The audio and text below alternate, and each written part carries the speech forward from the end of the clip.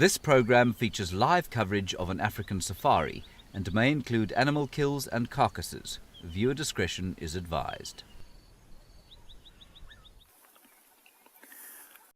A wonderful morning, quiet, beautiful, gorgeous, sun about to rise. Welcome to your live safari from the African bush.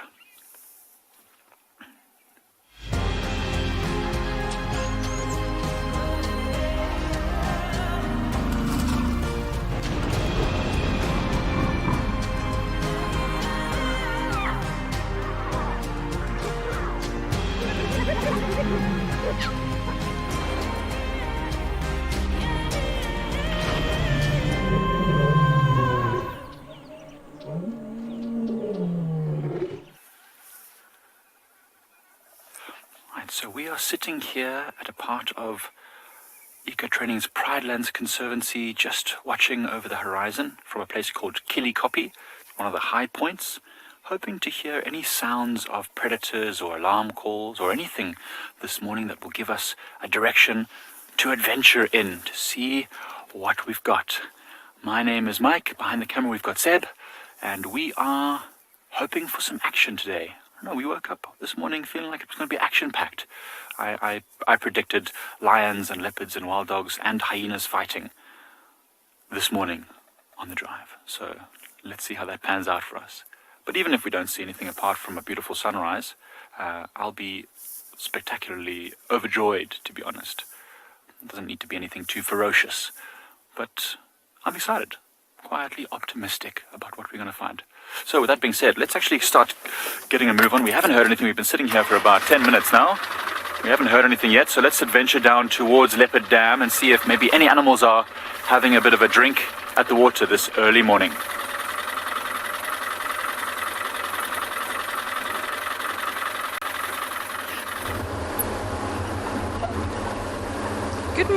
Good morning. We are on our way to the hyena den. It's a perfect time of morning. The mist is just dissipating on the sort of horizon in front of us. And my name is Lauren. I do have Theo on camera, and we're hoping to catch some hyena action. Now, last night was very, very exciting. The Inkahumas almost climbed on top of my car, and they ended up on a dam cam, which is exactly where I thought they would be, and they're still around. So I think David is on that mission this morning, and hopefully they're still on Djuma. So I'm sure you've been told already, but do not forget to talk to us. Send in your comments and questions. It's very chilly here this morning. My hands are, well, I think I may need to put my one glove on my hand very shortly. I'm not sure if you're able to see that mist from here. We'll try and give you a view. We're slightly higher up now. But now that the sun's popped its head up, it's not so severe. But you can see that beautiful phenomenon that is mist, water droplets suspended in the air. And this is normally when warm, moist air meets cool air. So what's happening here is because the sun is rising, it's changing the atmosphere. And this is why we have this misty effect on a winter's morning. Stunning.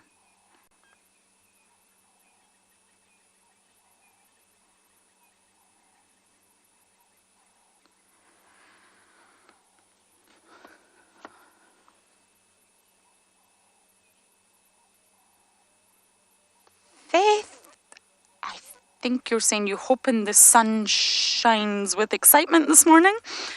I hope that's what you said. But I hope for sunshine and I hope for excitement. We've had a very lot of lucky days here lately in the bush with hyenas, lion, Tandy. Once I've been to the hyena den, I'm heading east. I want to see if Tandy has crossed back into Djuma. Desperate to meet that little cub of hers.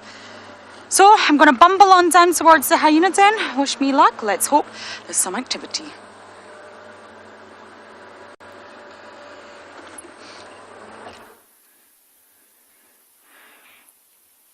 A warm welcome to all our viewers to a very beautiful morning here at Ambient Ngala. and we're just currently watching the sunrise over that beautiful, like, little layer of trees there. But you can see the colors are so warm. You can just see the different shades. I mean, you'll notice it's quite dark, quite lower down to the horizon. And as you go up, you have this little wash of orange and white and a bit of yellow as well. So beautiful. So I'm Nikki here at Ambion in Ngala. I'm going to be a ranger for this morning, and with me on the camera is Owen. Now, our plans for this morning is going to be to try and see if we can find some lions and possibly some leopard. And as it warms up, maybe look out for some elephants and more of the other animal species, possibly giraffe, zebra, wildebeest. There's actually some wildebeest in the distance in these open clearings. But for now, let's just enjoy this beautiful sunrise before we carry on with our adventure.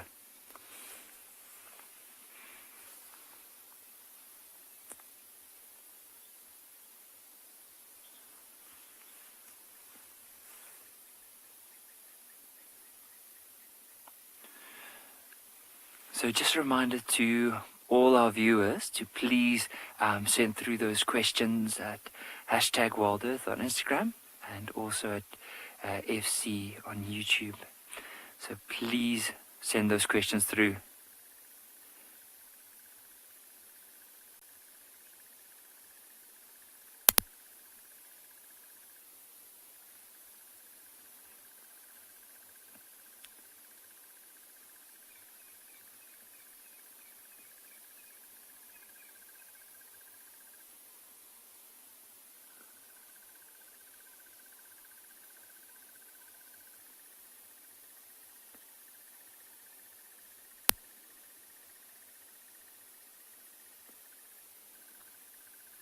Really majestic sunrise.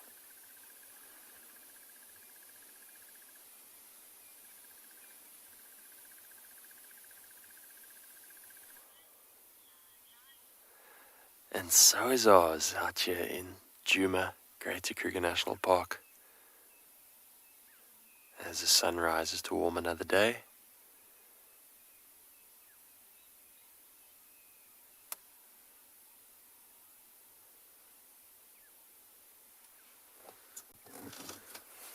Welcome everyone and good morning from myself. My name is David Hancock and Craig on camera, and this morning we are on the search for lion.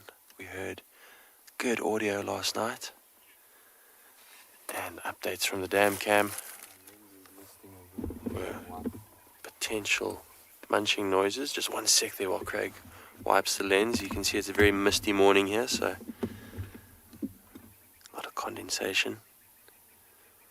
So far we found one female lioness's track out on quarantine, but no specific direction.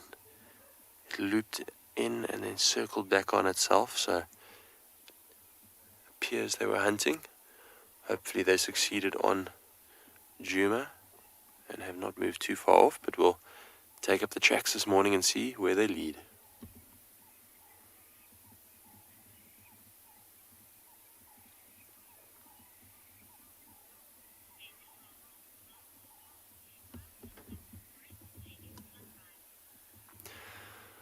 Momo, you say he's spoiled with breathtaking sunrises this morning. I would love to see all the sunrises you can see on your screen, but we'll have to settle for this beautiful sunrise here. It's definitely the best time of the day. It does not get better than watching the sunrise and just feeling the bush come alive. You can feel just the warmth radiating out of it, and you can just hear as the animals wake up and are so excited for another day in the bush to see whatever they can find, just like us.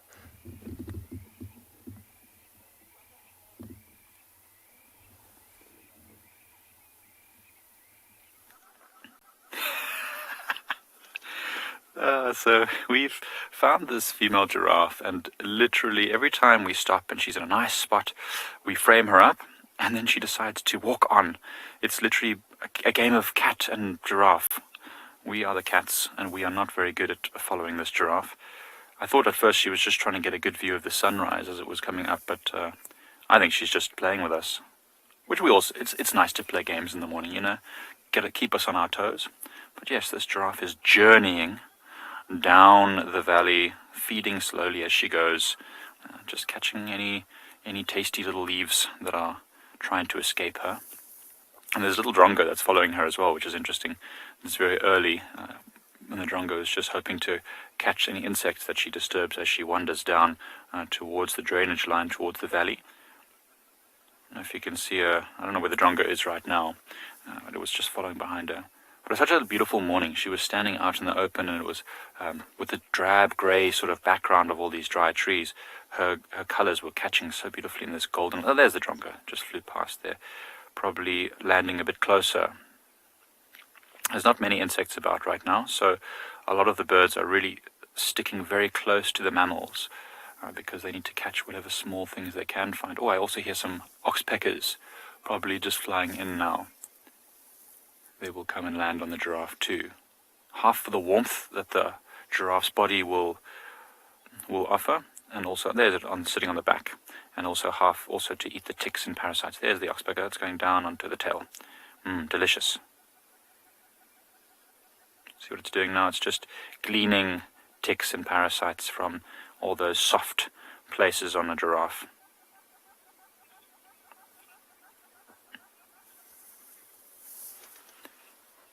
Cape Doc's asking why giraffes' tongues are blue, and that's a good question. There's a number of theories of why the tongues are blue. One of them is that there's just a little less blood vessels there, so that all the sharp, thorny things that the giraffe eats don't cause it to bleed a lot when it's chewing. And the skin is very thick and tough, not too many blood vessels in there. That's why. That's one of the theories. Another theory is that the giraffe's tongue is very long. It can stick out the mouth, sometimes about 45 centimeters. So, and then it's out the mouth, often pulling at branches and trees and leaves, and it's got a lot of melanin in it, which makes it that dark color, which also might help it to stop being sunburnt. It's another theory. And then just a lack of blood vessels, meaning less nerve endings, so that it doesn't feel pain when it is getting stabbed by all the little sharp thorns on the buffalo thorns and the vachelias and senegalias and all sorts of different little thorny branches, because that's what they mostly eat, the thorny branches and shrubs. So those are the three theories, Cape Doc. I hope that makes sense. I don't like to work in definitives when I'm talking about the bush and animals' behaviors and stuff, because often we don't know for sure, and there's new information always coming out. So we always talk about theories and, try and never try and say when something is definite, because you know what? Animals are experts at proving us wrong. I've said to a guest before, giraffes never eat grass. They always eat bushes and branches from trees. And literally at that exact moment, this giraffe, it was in a big clearing, put its legs in a wide stance and just literally bent right down and ate a tuft of grass. And I was gobsmacked. I couldn't believe that it was doing that.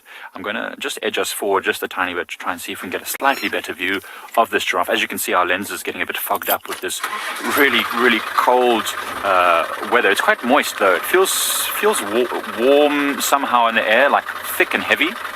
But it is quite cold, so we're catching a lot of the moisture. Ooh, I'm going to move us forward just even a tiny bit more. Or is that going to be fine, Seb? I think that'll probably be a bit more. Past this bush. Okay. Wonderful. Oh, look at that, eh? Now we can see her body caught in that light. She's got her head just hiding like a ostrich in the ground, but oh, that's gorgeous. Now we've got a nice sharp image. And you saw Seb there just wiping off the condensation, and then you can see the oxpecker, which is actually bothering this giraffe at the moment. As you can see, if it hops around on the face and the eyes, it can be sometimes quite bothersome. The animals, don't mind them. They ignore them and they let them do their thing, but if they get too close, it's not nice. Kelly, you're asking if oxpeckers nest and have territories. They certainly do make nests. They usually use cavities in dead trees or living trees, and they live inside those holes. They're hole nesters, and they will line those cavities with grasses and bits of fur from animals like giraffes. But I don't know if they're territorial, to be honest. I've never seen oxpeckers fighting. Perhaps sometimes fighting over nesting sites, those holes in the trees, against other hole nesters like starlings.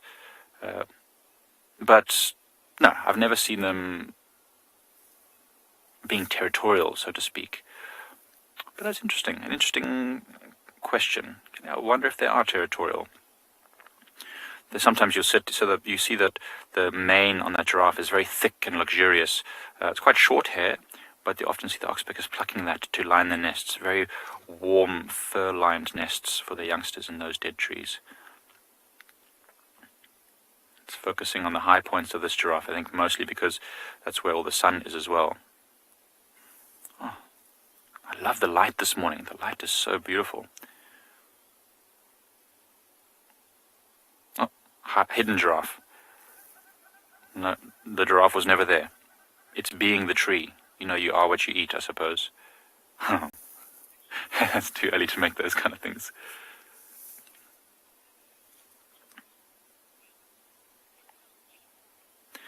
Warren Chi, if I'm getting this right, Warren Chi is asking a good question as well. What is the purpose of a giraffe's?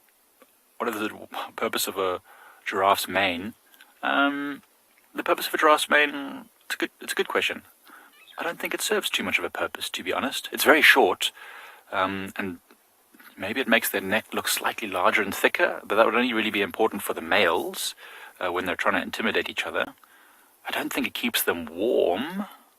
It might just be, I don't know. Well, it certainly looks very pretty, so I think it's just accessorizing.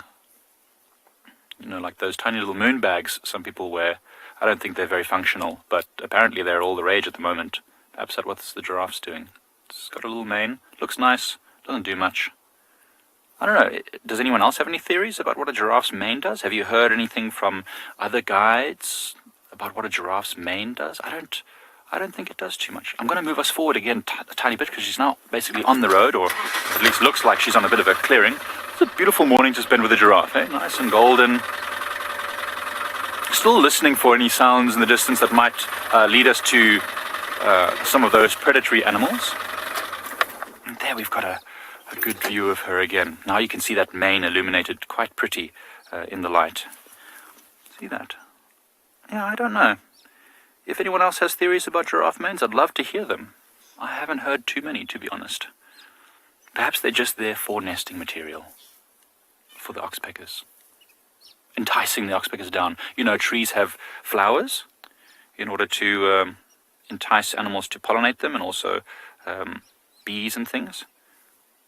I don't think that's the case, to be honest. I very much doubt a giraffe's mane is solely for oxpeckers to come and get nesting material. What about to protect it from the sun? Yeah, I mean, Seb is suggesting maybe, yeah, maybe a little bit of sun protection, heat protection, because that's close to where the spine column is. Yeah, Seb, it makes sense, I suppose. Interesting. Maybe just keeping away thorns. Oh, I like these topics in the morning. Please don't forget to send your questions to kidsquestions@wildearth.tv or #wildearth on Twitter. These kind of questions get me going in the morning.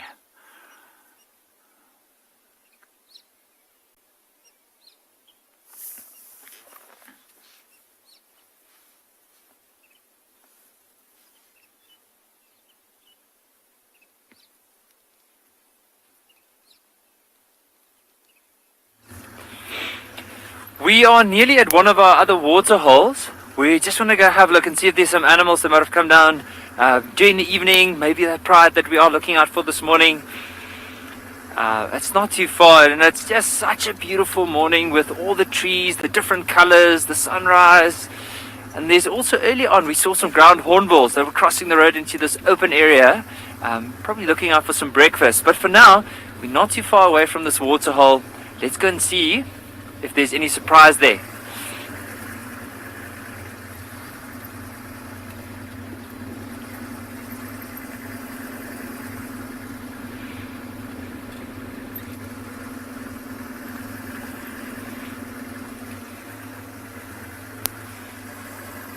Now, I haven't seen any tracks yet of some of the lions or even leopard that we could be looking out for.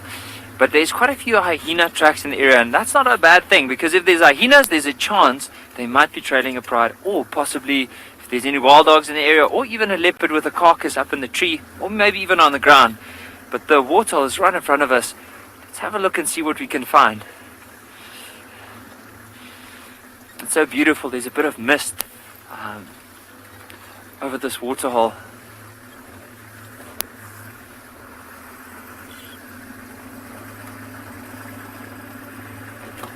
There we go.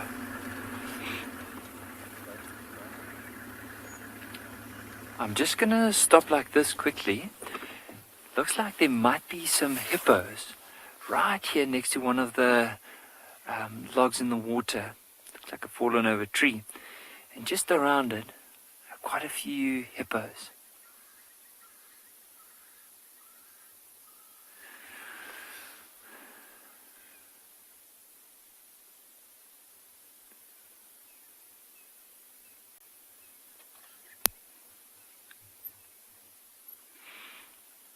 Just trying to scan the water also just to see if there's anything near the water's edge. There's nothing yet, but quite a few interesting birds though.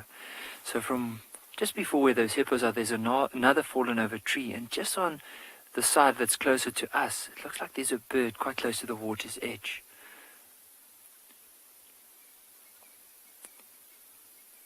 Now if you notice the colors, you'll notice there's a bit of grey on the side of the wing, you'll notice a bit of black at the end, and a bit of white around the neck and head area. So it's a...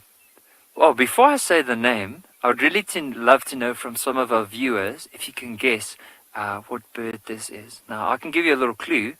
So this bird, the sound it makes almost sounds like a blacksmith working in his workshop.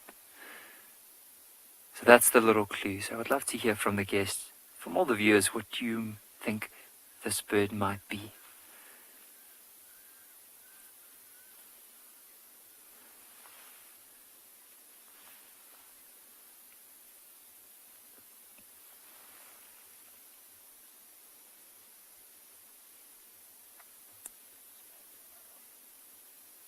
And there's another bird on the very top of this dead tree. So you see, notice there's a nest, and just on top of it, a bird making a call at the moment. So that's an Egyptian goose. Notice the colors, the white on the shoulder tips. There's a bit of like a light wash of brown on the chest and neck area.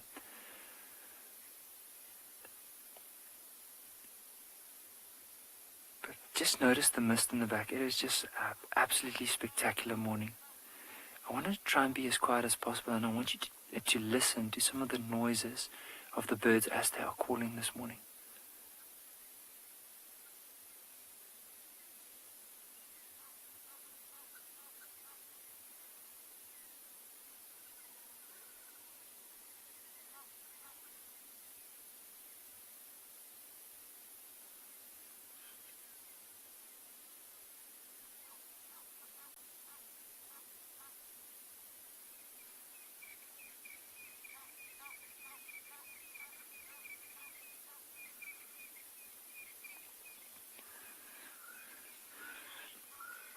Megan, you are 100% correct. So the old name was the blacksmith plover. The new name now for it is the blacksmith lapwing. But well done in that. That's really, really good. There's also there's actually quite a few interesting birds calling now. In the distance you can hear the Swainson spurfowls. I can hear crested franklins, laughing doves. That Egyptian goose. Might even hear the blacksmith lapwing calling in the distance.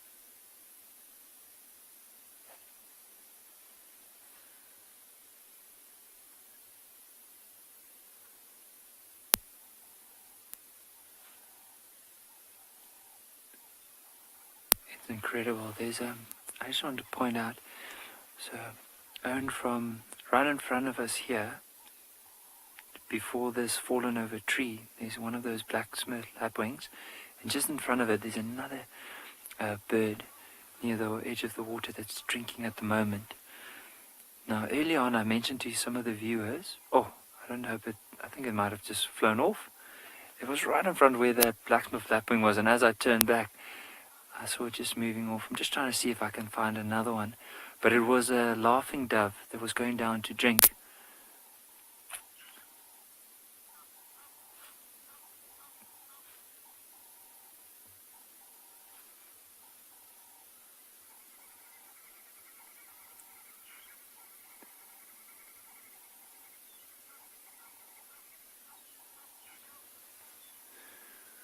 But notice how this lapwing's moving, probably looking out for little insects near the water's edge.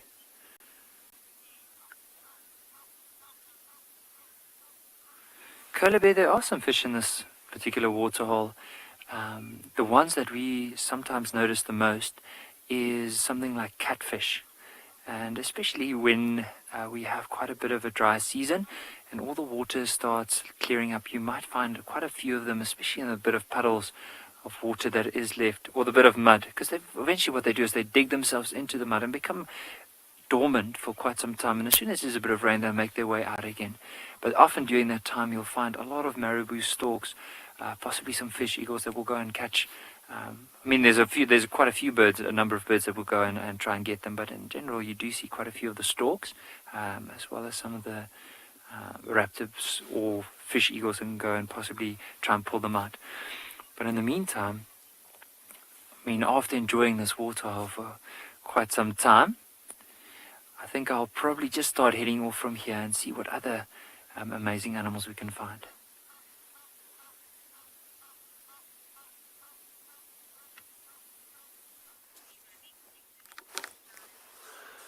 We just stopped here at this termite mound to view one of the most striking birds in the bush, and probably my favorite bird in the bush, the crested barbet, which is now being a little bit shy. Hopefully it hops back to where it was. It was eating termites, which is very cool to witness. Let's just sit here patiently and see if it comes back.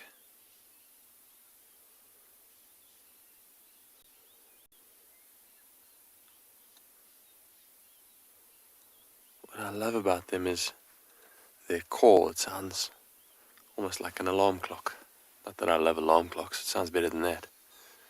They've just got an ability to call for ages. I actually read that they've got like a dual trachea where they can inhale and exhale at the same time. I'm not exactly sure how that works, but apparently that's what gives them the ability to give such a long call. I want to move a little bit forward to see its head, but I don't want to scare it. It was really munching away at some termites here in a little opening in the termite mound.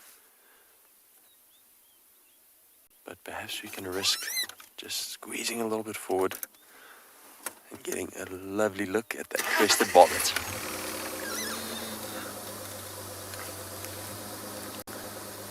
Is it gonna stay? Ah, man. Well, we tried.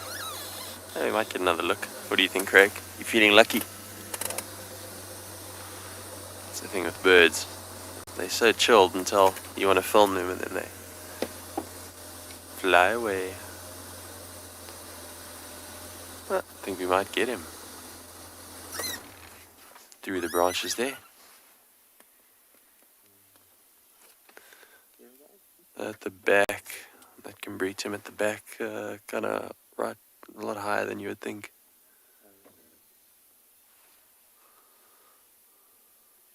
There you go.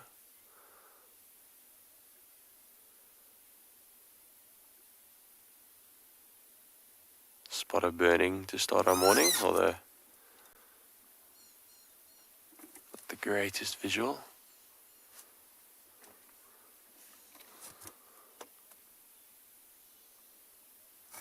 It's like playing hide and go seek. As it hops around this morning looking for breakfast.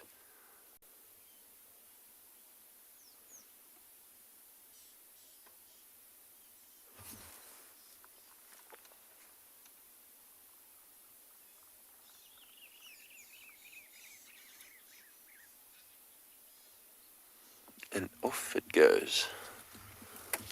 Very, very cool. Well, I love crested barbets, and that was fun to spend some time with one. Let's carry on and see what we can find. We are still on the tracks of the lion, although we've now gotten reports that there are lion tracks on our southern boundary. So hopefully it's not on kahumas that have missioned all the way down there and crossed out. But I'm going to follow up and have a look.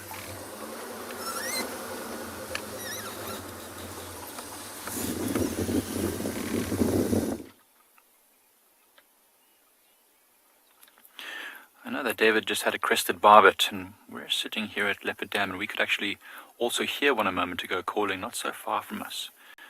But it's so beautiful and still. Look at that glassy reflection of this tambuti trees on this small island in Leopard Dam. It's a really lovely scene. Just waiting here again. We've driven all the way down from Kilikoppi in the west of the reserve down to the dam just to see if we hear any more happening around here. But it's very calm. So nice. I can hear hornbills, a couple of red-billed hornbills doing their morning display. Crested francolin, Cape turtle doves. Oh, and speaking of doves, there's one that's just landed at the edge of the water. It's an emerald spotted wood dove. Very close to us, just near that little dung pile there, Seb. You see it?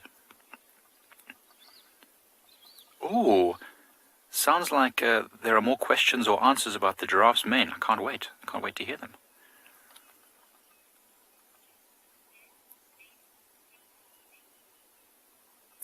Joseph, maybe to protect its neck from branches? Yeah, sounds like a plausible reason for it to have that spiky, stiff, erect mane. I think that's definitely possible. I mean, it's sticking its head and neck amongst these thorny bushes. You don't want to get that neck scratched. Oh, look at this emerald spotted wood dove coming to drink in front of us. When it turns, you can just see why it's called emerald spotted, because it's got these beautiful dark patches. When they catch the light, it has this beautiful emerald color. It's one of the smaller doves that we get here. Definitely one of the most beautiful. It's got a very mournful call.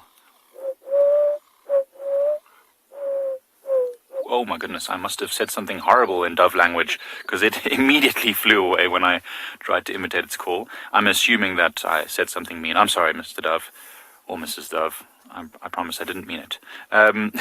We were doing some research, Seb and I, about the giraffe's manes, and you know, we could only really find info about horses' manes. And you know, the horse's mane is there to protect its neck from, you know, getting wet. It helps the water to run off, keeps them warm as well. Now, I don't think a giraffe's mane does this because it's very short.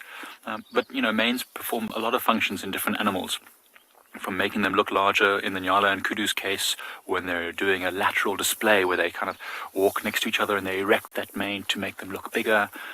Maybe that's sort of similar with the giraffe at a distance. The two males walking up to each other, the neck looks thicker and stronger with the big mane. Oh, and Seb had a really good, interesting theory. When they are leaning down, the neck is catching a lot of sun, so maybe the spine is protected from UV radiation with that. Or maybe they just like a good hairdo. I don't know.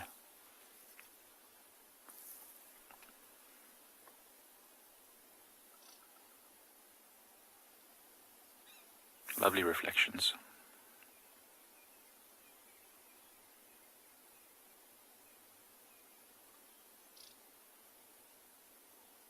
I've said many times before, I'd love to string up a hammock between those two trees on that little island, because it's sort of separate from the mainland, so it might not be too many animals that come and disturb me, and I can have a good old rest there. And then I wonder how many animals I would see coming down to the water's edge.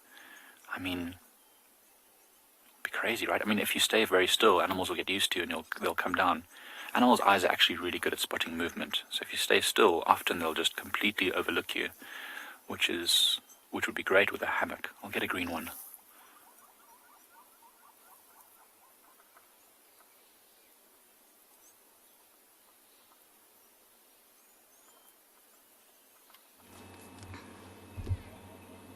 we're also at a water hole. We've came down to Tswalu Dam.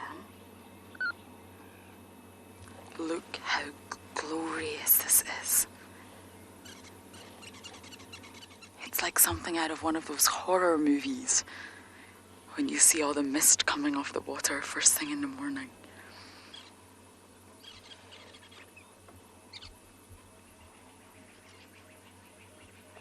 It's very surreal, actually.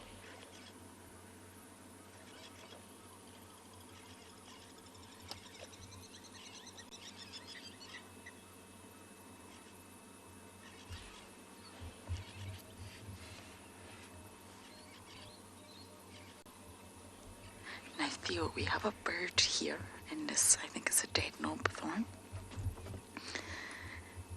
9 o'clock. I don't know what it is, because I'm being blinded by that wonderful ball of gas. But let's see up here if we can identify it. Might be the fish eagle. It doesn't look very fish eagle to me.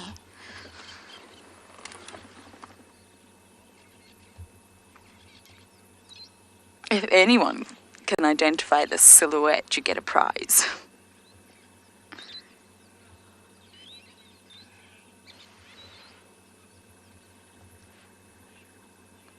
MJ, I agree, it's so beautiful. I don't see any animals other than this bird, but it's stunning.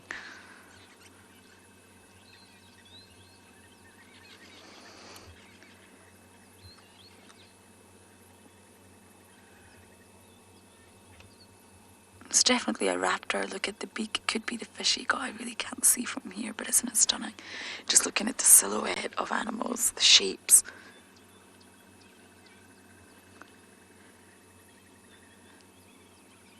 Silence as well, other than the birds. No noise from the hippos. They're obviously not quite awake yet.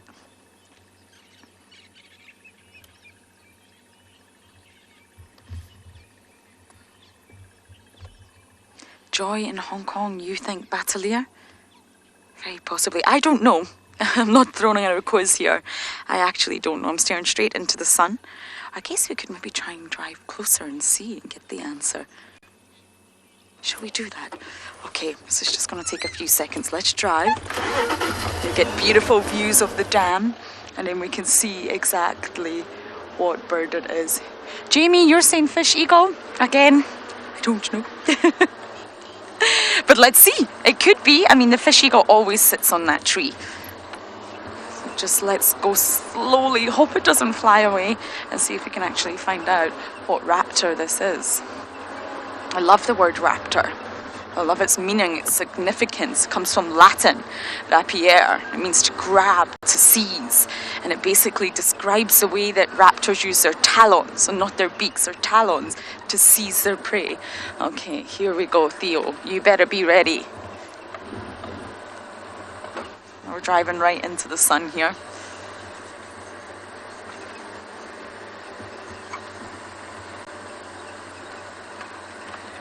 Okay, I'm just going to try and get as close as possible. I think it's a fish eagle. Yes. Yes, yes, yes. We have one fish eagle. So well done, whoever said fish eagle. Here we go. Good morning. Please don't fly away. Battaliers have a sort of fatter head, if that makes sense. The fish eagle's got quite a slender head, and it was stretching out its neck there to preen itself, whereas battaliers tend to have a lot more plumage around their face and their head. There we go. One of the monogamous pairs of fish eagles. It's always in this dead knobthorn. I wonder where its monogamous pair is. Or partner, sorry. They normally remain in visual contact with one another. So they don't necessarily need to sit or roost in the same tree. But they do normally sort of position themselves so they can see one another.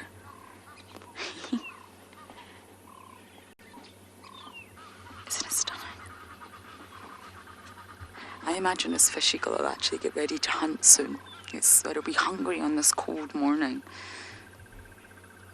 It's going to swoop down and using those talons, it's going to grab something. We watched it kill an African green pigeon not so long ago.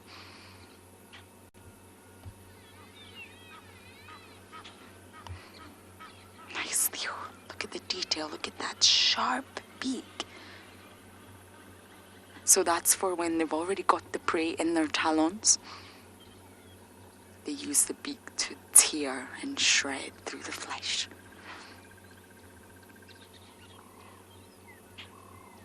We always talk about predators and immediately you think of lion, leopard, wild dog, hyena. But here you have an aerial predator, apex in its own right.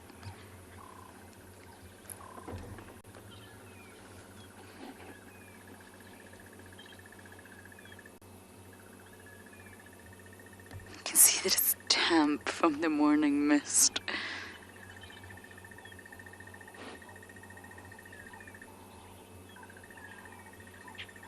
Again, they don't just hunt fish. They will swoop down on any sort of small mammal or small bird that they can.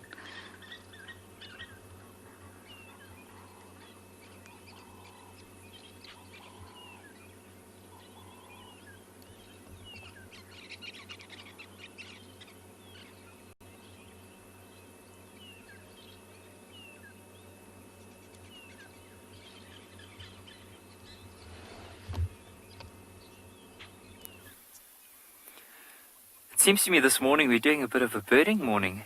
So from a fish eagle to some vultures sitting up in this dead tree here. So we try to see if there's maybe a carcass underneath, but I reckon that they probably just decided to come and roost in this tree from the evening, now enjoying that little bit of sunlight before they eventually move off. But from vultures, there's another bird that we are having a look at the moment. So just left of it, you'll notice there's a bird up in that tree. Just want to see the color of the beak there. Now there's two types of, well, there's more than two types of hornbills in this area, but the one here has a red bill, so this is the red bill hornbill. And if we just listen out, we might hear this one calling.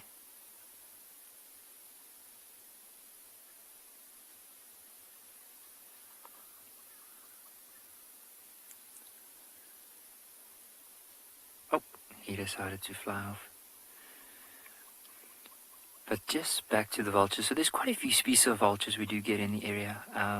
We get the whiteback, Cape vulture, hooded vulture, white-headed, and the lappet face.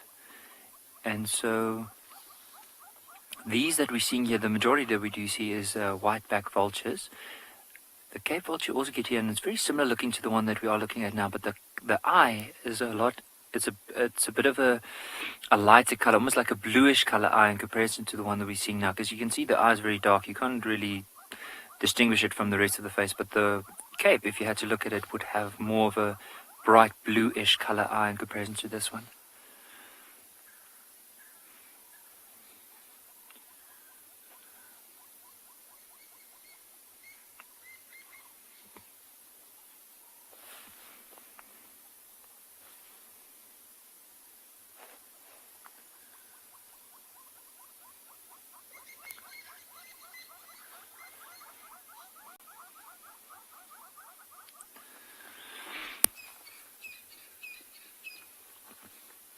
Listen, I think it's just the way that that particular vulture is just sitting at the moment. Because with them, they have those very long necks in order to, especially when there's a carcass, to get their head right in there and feed off the carcass.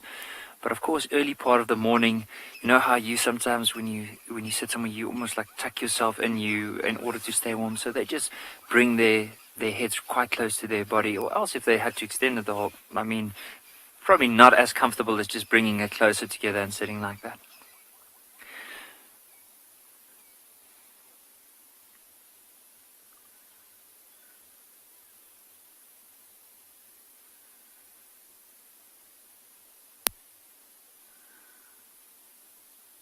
but just enjoying that early morning sun.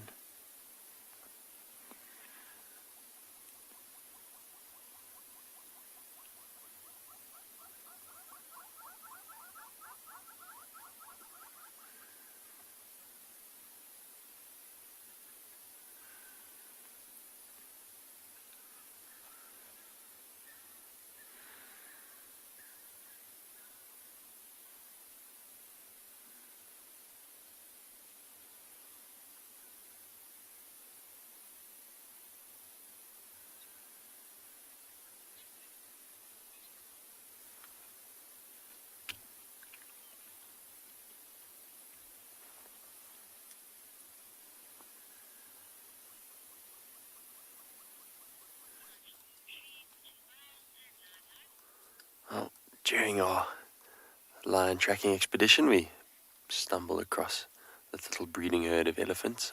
Just spending some lovely heartwarming moments with these youngsters, watching them go about their business.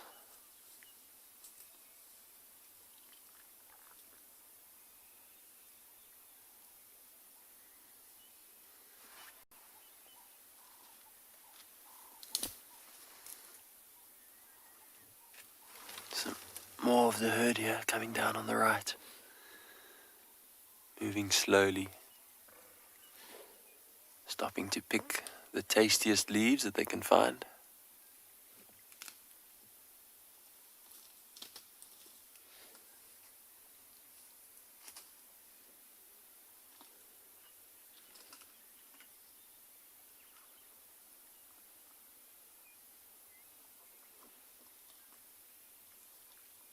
A little bit tough to see there through the trees, but she's using her foot to stabilize the plant or whatever she's munching as she pulls and breaks it. Very useful, their feet. They use them to dig up roots. They're like a giant spade, a big shovel. Sometimes you'll see where elephants have been digging, and it's quite amazing. It looks like a team of excavators have been there.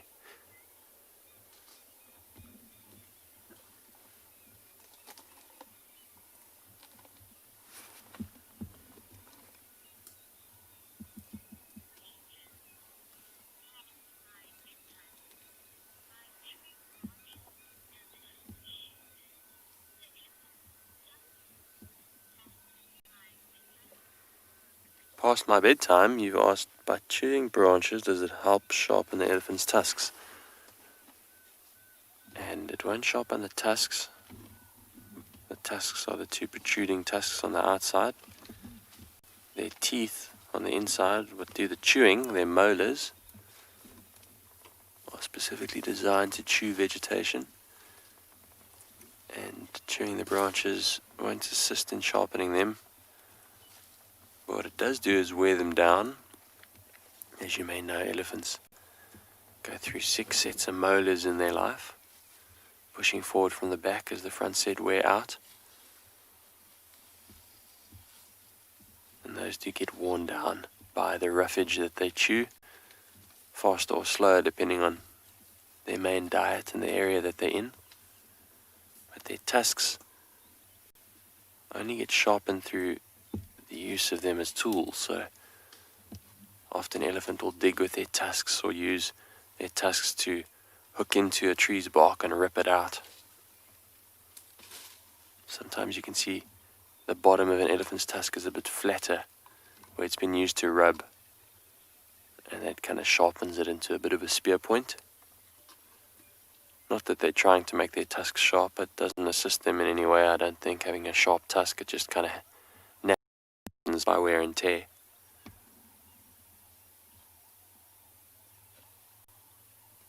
Perhaps a sharper tusk assists in ripping into a tree's bark, but I wouldn't say it's something that they do purposefully. It's just a natural occurrence. Actually, maybe see it on that female now that you've zoomed in on. If we look closer at those tusks, you can actually see how the bottom's been worn away,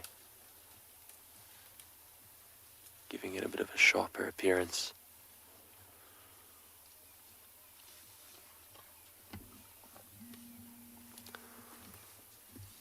Lovely. pull it a little bit forward. See if we can get a bit of a different angle.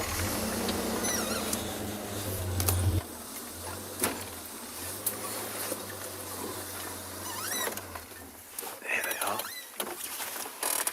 are. Munching away.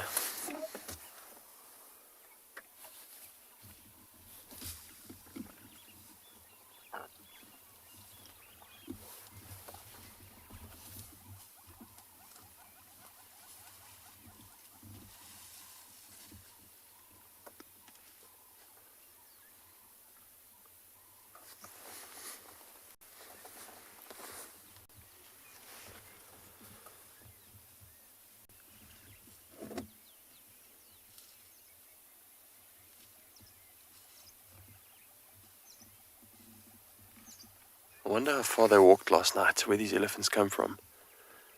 They move so far, can cover huge distances at night.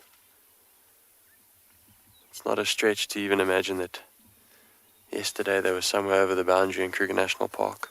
The day before could have even been across the boundary into Mozambique, as all those boundaries are open now in the greater Transfrontier Park, greater conservation area.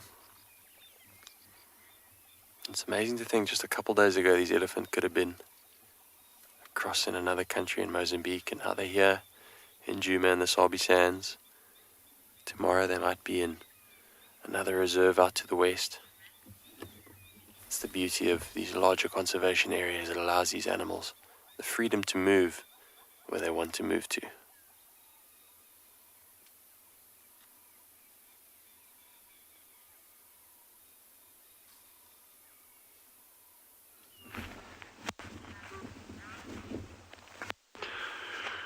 Good morning, everyone. It is another beautiful day out here at Tswalu Kalahari. I hope you all, wherever you are, that you had a good rest, and whatever you do today, you stay safe. Davi's on camera there, as always, just doing a fantastic job. My name's Dylan, and I hope you're going to stick with us and join us as we explore this absolutely magnificent and ancient land. I've got one or two ideas of what I'd like to do today. I haven't quite formulated them yet, but it might be quite fun later. Maybe go kick some lions out of bed or something, but we'll see. We don't know yet, and I'll just see how the day pans out. I think I'm going to give the meerkats a break this morning. Not that they need a break, but our meerkat habituator Rebecca, she is going up there, so she'll keep tabs on any untoward developments if that happens. But otherwise, yeah, I think let's just amble around and just enjoy being out in nature this morning. I think there's a lot to be said for that. You know, sometimes you get like so focused on the pursuit of something, you know, and you actually kind of forget the bigger picture. So this morning I'm quite content just to amble around and just enjoy being in the outdoors like I do every single day. So there's nothing wrong with being in the outdoors.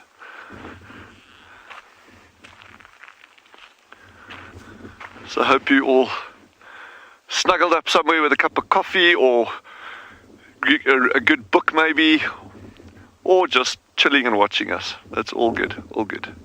So we've still got 9 ducklings here, and I'm very, very pleased about that. I'm very excited about that. And I wonder even what the predation rate on these is. The literature says they've got a very, very, very high success rate, and it's not unusual for 70% of the ducklings to survive, which is crazy. If you compare it to a lot of other things, 70% is like woo, you start throwing parties if 70% of them survive. So so with these youngsters, you know, mortality rate of 50% or higher is perfectly normal in the outdoors, but these little guys are 70% or higher, which is great news. This environment here where there's no underwater predators here, because these are really ephemeral bodies of water here, they don't last long. So there's no things like terrapins that can eat them. Terrapins are these little water turtles. They grab them from underneath, pull them under, drown them, gobble them up. And there's no crocodiles and things like that. So actually these little ones, I think we're going to have a good survival rate in these ducklings.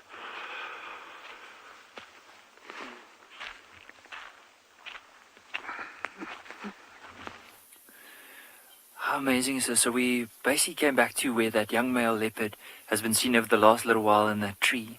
And just underneath the tree, there's 2 hyenas that are moving around. Now, this leopard was on the ground, but it just quickly jumped into the tree. You can see the hyenas looking up towards where the carcass is. But you'll see this. You just see the back part of that leopard and the beautiful long tail, but it looks like that hyena and that leopard might have a bit of a stare down.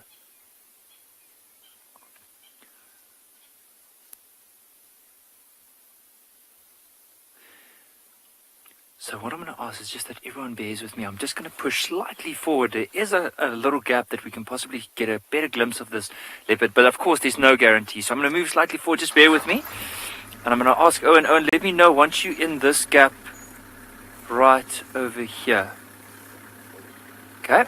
Let's just give it a go and see if we can get a glimpse of this leopard's face from here. Here we go.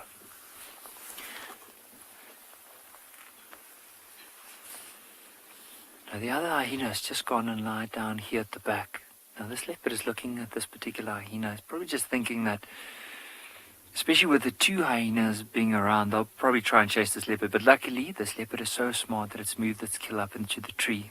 And now from a safe vantage point, knowing that the hyenas can't climb a tree. So I just want to move a little bit like this.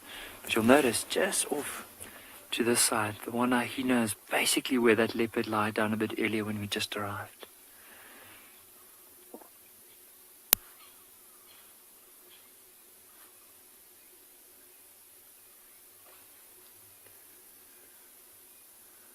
And I can imagine with these hyenas, they're probably here because they're hoping for 1 or 2 little scraps to fall down from the tree so they can go and eat it.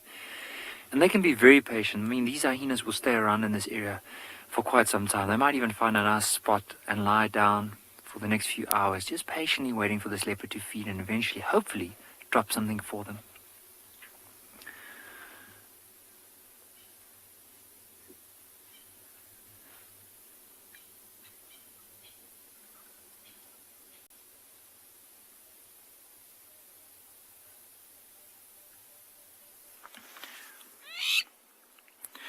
Okay, we have just found a lapwing nest. This is a crowned lapwing, and we were sitting here very quietly, and this bird came to actually sit on the nest.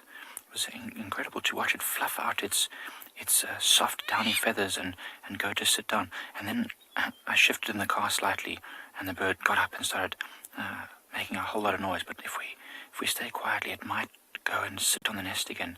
Look at those eggs, though. Incredibly well camouflaged.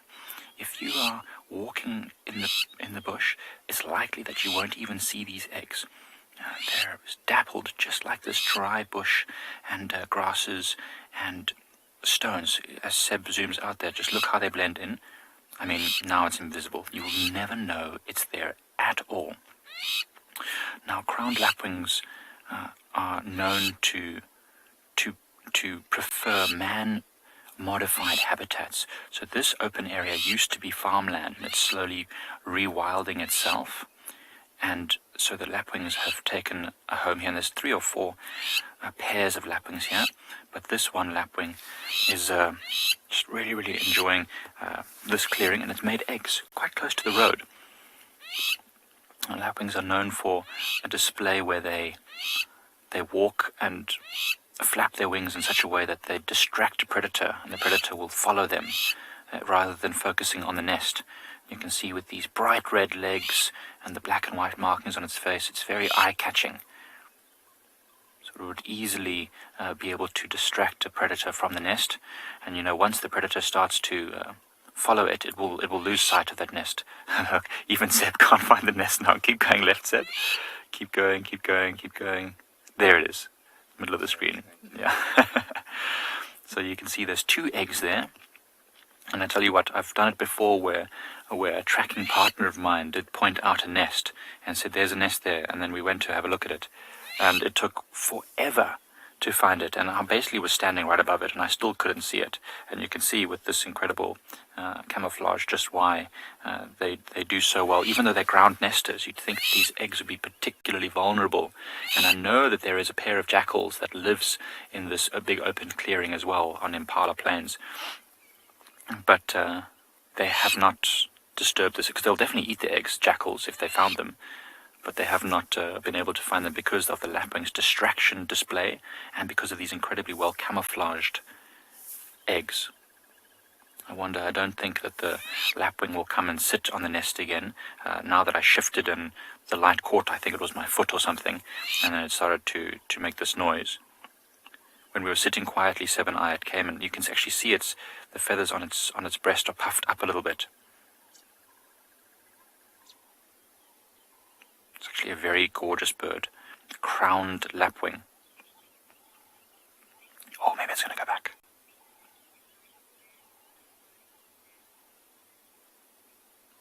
Bubbly beckles, there is a reason why it prefers man-modified habitats. These habitats are usually more open, short grass, just like what we see, and it's easy for these lapwings to catch the insects that they hunt. So they can just walk through the grass, catch the insects, and their camouflage works really well. If the grass is too long, they don't seem to do very well at catching the prey. So that's why they prefer man-modified habitats. So it's often the case that man's influence is detrimental to the environment, but in some cases, as long as it's not too extreme, modifications of habitats sometimes benefit certain animals. I mean, think of jackals that are spreading, and lapwings, and a variety of different birds like Egyptian geese who enjoy all the man-made dams all over the world, spreading slowly. I've seen also sometimes, oh look, it's about to go and catch something. I thought it was maybe going to catch an insect that it had seen. Sometimes there's power lines that cross all over continents, and you'll find birds that nest on these power lines can slowly spread into areas where they normally couldn't. For example, into very arid desert-like areas, like in the northern western parts of southern Africa. Power lines that go there, telephone lines, animals can often nest on those, and they spread into areas where they wouldn't normally be able to be found. So some animals benefit from man's influence. It's gorgeous. We're actually going to leave this lapwing now, just so that it can go back to sit on its nest without being disturbed.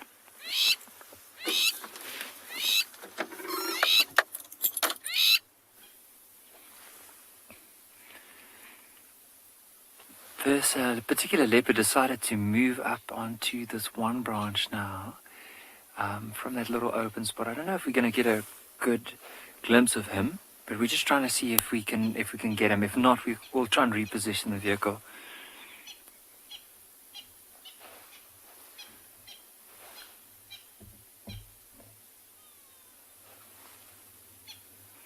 So basically, you can just see that little patch of sunlight on his left leg, and then just a little bit of his face. But as we mentioned, it is a bit hard to see.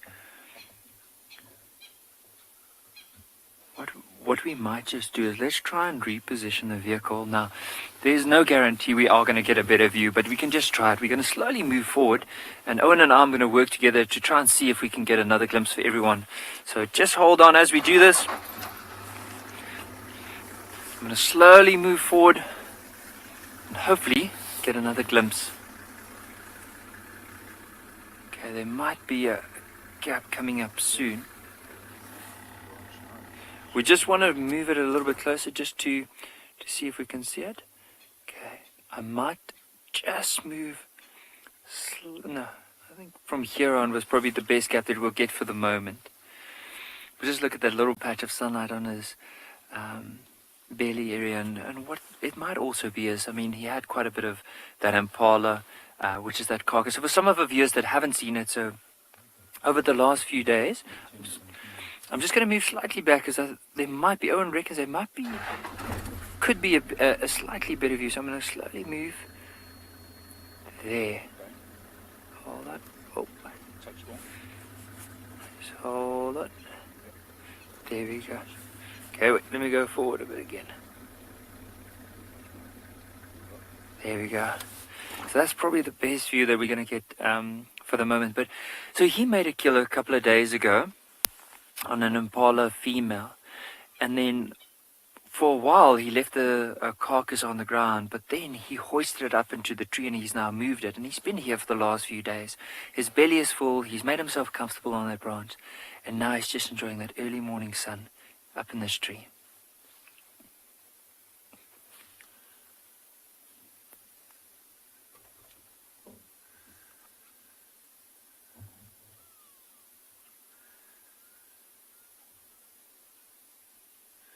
one thing that leopards can definitely do is, even though it looks uncomfortable or it's an uncomfortable branch, they can definitely make it look super comfortable.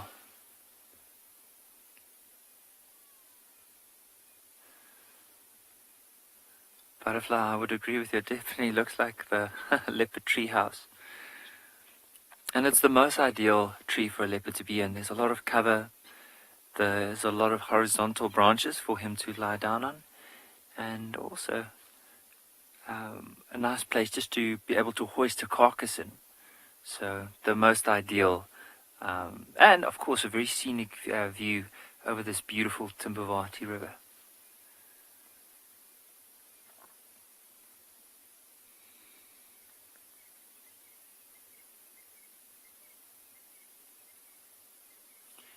So even though his eyes are properly shut, notice how he's moving his ear left and right. So even though he's trying to rest up, he's still aware of what's going on around him.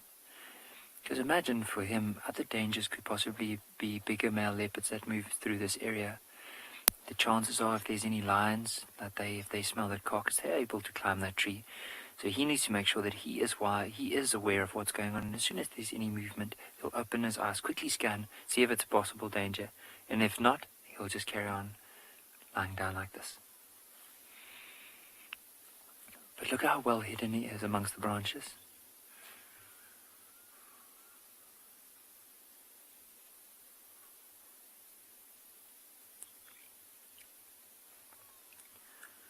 Moira, it can be used as an indication that they are young, having that pink on the nose. However, I need to say there are exceptions to the rules. You might even find a male leopard that's way past this prime, like let's say past 10 years of age, and they could also have a little bit of pink around the nose. So it's not always the best indication to use, but it can be used as an indication, especially when they are young. But from my experience from some of the leopards here is that probably 5 out of the 9 or 10 leopards that you might find will have still pink noses when they get to a certain age. So it's not always the best indication, but it is an indication to use. But what we try and normally do is look at a lot of the facial features. You'll notice often with the leopard, the older they get, it looks like these little patches of fur missing around their skin. There might be quite a few scratches from some of the fights because they're territorial. They fight for a certain area. You might find there could be quite a few tears in the ears. The color of the eyes slowly starts fading as they get older and older. But those are some of the things we can possibly use. But often the pink nose could be used, but not accurately.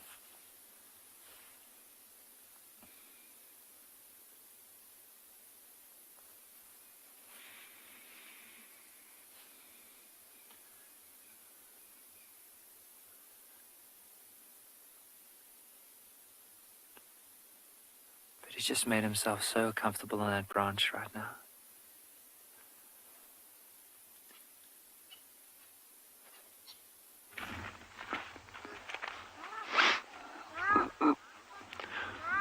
So these little ducklings that we're watching over here, we were just working out some figures.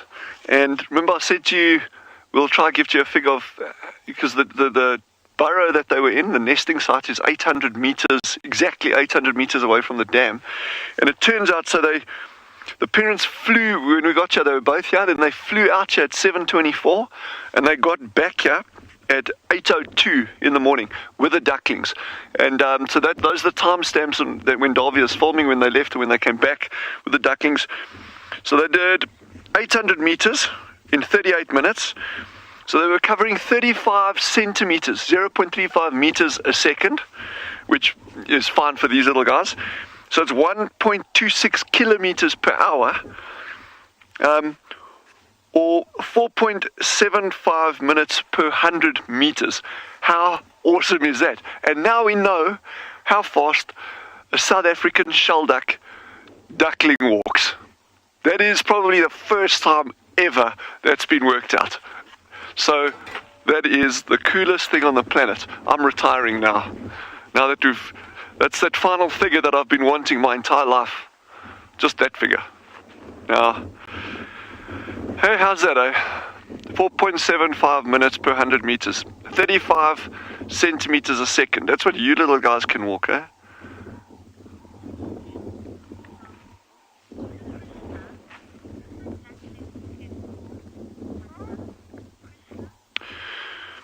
Trishna is asking, do the ducklings get cold in the winter? I'm sure they do get cold in the winter. But what they do is actually, when it is cold, they actually shelter underneath the mother. So the mother will, the mom, which is the one on the far right that's just put her head under the water to hide from us, then she's feeding. With a white head, that's the female. She'll actually sit on the bank and then spread her wings a little bit, and then all the little ducklings actually go sit directly underneath her. So they'll be very, very well protected. And they obviously got nice fat reserves. They're very, very downy. So they've obviously, and they're very water repellent as well. So yeah, I don't think they're going to be worried too much about, getting too cold. But anything has its limits. I mean, you can put them in a freezer and they're probably going to freeze. That's what happens. I'm not recommending putting shell ducklings in a freezer. I'm just saying, it's a yes, they're gorgeous, eh? Proud parents. And those adults actually do that when they do those handstands for exercise. That's how they keep fit. You see, they put their head down like that and they pedal with their legs, you see, and that helps keep them in good condition. Some books would say it's feeding, but that's totally wrong. It's just all about fitness out here. Survival of the fittest. And if a shell duck doesn't exercise like that, it's going to get eaten. No, that's just rubbish, don't worry.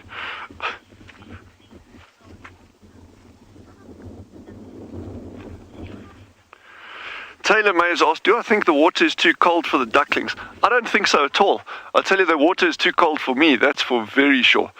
I took a little amble in there the other day. Fair enough, it was minus 6 degrees outside, so I should have seen that one coming, eh? But there's no cure for stupidity, apparently. But no, not for these ducklings, though. These little guys are so well adapted for this environment. And just think, I mean, they've been hatched underground 800 meters away. You saw that burrow yesterday. Any number of predators could have gone down there. The parents kept them safe the whole time down there. They came out, they waddled at 35 centimeters a second, 4.75 minutes per 100 meters. They got down here safely. Now they just, they're keeping going. This is just the best thing in the world. And we will keep following these little ducklings over the course of their career. Maybe not their whole career, because that would be pretty challenging, but certainly the first 2 months, I reckon, because I think, like we were saying, it's like 54 to 60 days or 54 to 61 days before they're actually completely able to fly and they'll start moving off. So we've got a good way to go with them yet.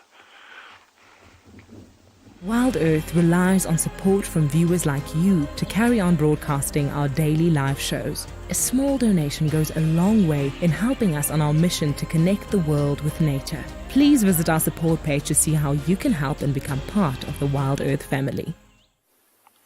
So we are looking at just a spectacular leadwood tree, and you've been looking at those shell ducks that get very cold and have to snuggle up, and look what we found. We've found a whole family of squirrels that are also having to snuggle. Look at that. They're sitting on the sunny side, the eastern side of this leadwood, and they're literally just piling on top of each other in order to conserve body warmth, to catch as much sun as possible. Isn't that wonderful? They look so comfortable. If I was a squirrel, I would do just that. Some of them look a bit smaller as well, so perhaps there's some young ones there. This is probably a family, a male, a female, and their offspring that are piled up together. This leadwood probably has lots of holes all over it that these squirrels live in. And although their little hole, cavity, burrow, nest type thing will be warm in the evenings after the sun's been heating up that leadwood, during the night it gets colder and colder as the cold seeps into the wood, and it's so dense, once it gets cold it'll take a long time to warm up. So they've come out where the sun's warmth can heat them up directly. And that's just so lovely. You can see how fluffy their fur is. They're probably actually raising their fur up to let the warm sun get directly onto their skin. I'd like to be the one in the middle It looks like it's got the best deal there. I don't know why that other one is on the right hand side, seems to be slightly apart from the group. That's probably the dad. He's just like, yeah, I don't need that right now. So I've been snuggled up the whole night. Give me my space. It's probably a teenager actually. It's being embarrassed by its parents. But very cute though. And they don't often stay here very long, because once it warms up enough, predatory birds, hawks and eagles and other things will start to get active on the rising thermals, and these squirrels will have to take shelter and also start to feed. Small animals need to feed very, very often in order to keep their metabolism going. And you can see there, they're on a very exposed perch. It's great for the sun, but not great to hide from predators. And we saw an owl yesterday, or the day before yesterday, that had caught what was probably, on hindsight, a scrub hare. And, you know, these squirrels could suffer the same fate from a daytime predator if they're not careful, if they sit there. I mean, there's 4 of them, and they're sort of looking in different directions, so they'll be able to watch each other's backs. And as we know, squirrels are often alarm calling whenever they see something dangerous. So they're very good at spotting danger, but they do get caught every now and again. Butterfly, this cuddle love looks so comfortable. This is exactly what a squirrel should do. In fact, it's what everyone should be doing in the early morning, warming themselves up with a few cuddles. So, Seb? I don't know if Seb's going to cuddle me, but he agrees that cuddles are nice in the morning. Gert also didn't go for it. No one wants to cuddle. But I usually have my hot water bottle. That's kind of like having a cuddle partner, which is quite cool. Not this morning though. I braved it and I regret my decision immensely. So nice. I love the patterns on leadwoods as well. It's my favorite tree. I know Londeka at the FC is saying she feels bad for the one that's left out. I agree. But I mean, the warm sun is a replacement. It's just social distancing, guys. It's the only one being responsible. The rest of them are piling on each other. It's disastrous. That one there is following the rules, keeping itself socially distant, still socializing, but making sure it has minimal contact. Oh, what's happening? Change position. Oh, look at that one stretching at the back there. Okay, I think the cuddle party is over. We've warmed up enough. I need to start having a shower and get to my daily business. So you see that even squirrels do a lot of allo grooming, keeping each other clean and also, strengthening their social bonds. And squirrels are omnivorous, surprisingly. They do eat not only seeds and nuts, but they will eat insects. And I've even read some articles, I can't remember where, that larger squirrels might even steal chicks out of nests. So those little insects will also be food for them. Tree squirrels definitely stockpile food, 100%. That is a great question. Do they stockpile food just like North American squirrels and the larger squirrels that you see in cities? Yes, they do. They'll put the food in holes in trees just like this leadwood. And we've also seen, I only saw it for the first time last year, squirrels going into termite mounds.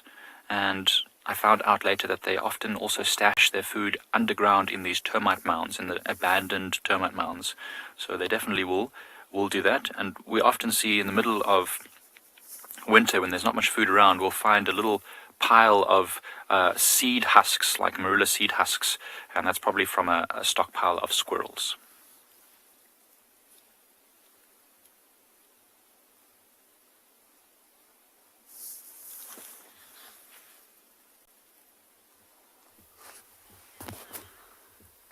Look who we found. Got them. And not just any lion. Looks like one of the Avoca males. Perhaps Blondie. Haven't quite seen his face very well. And a female, I'm assuming, is one of the Nkuhumas, I believe. And I'm thinking it's that female that we saw the other day that was starting to show signs of being an oestrus. And now just the two of them together is a good indication of a mating pair. So we're going to stick around here and maybe we can catch it live.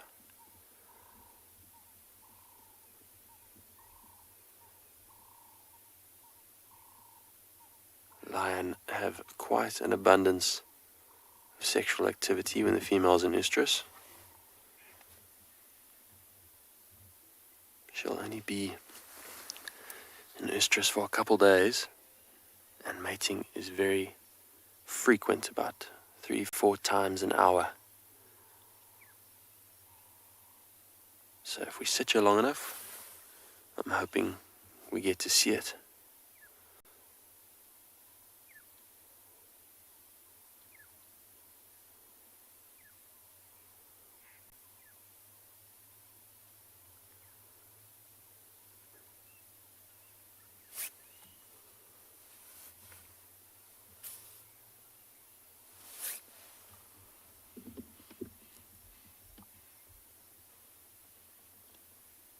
Those big black tufts on the end of their tails. One of my favorite bits about lion.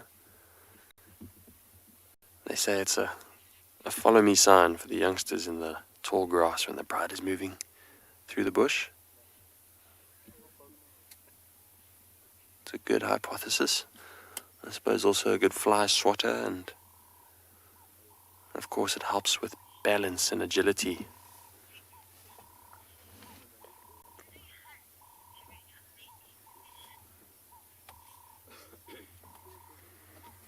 Tic-toc-toe, you've asked, do they hunt during a mating session? That's a very interesting question. I haven't personally seen it, but just from my experience and thinking about it logically, they are opportunistic cats, as all predators are. And if they came upon something that was easy prey, or perhaps a wounded animal, I'm sure they would not pass up the opportunity to give it a munch. But tic-toc-toe, their primary function right now and purpose is to mate. And that's where most of their attention is going to be lying. Now, remember, females are extremely promiscuous during this period. So what she can do is, after a couple days, if this male is worn out, then she'll actually move on to another male in the pride, maybe his brother, and he would probably then be open to hunting again if he was quite hungry and worn out after his 2-day romp. And interestingly, it's actually this high availability of sexual encounters that reduces male rivalry within the coalition. So hopefully that answers your question. Just had another vehicle pull up in the sighting, if you heard that. Everyone's excited to come and see the lion this morning. Took a while to find them.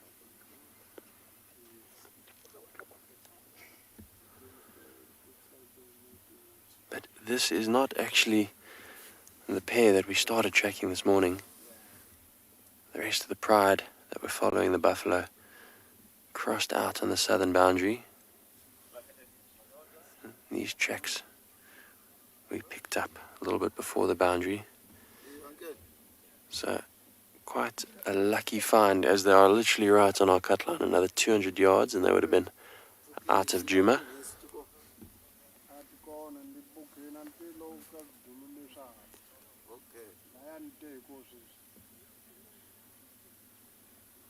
But for now, just lazy lines. We will definitely be letting you know if it looks like anything's going to happen here.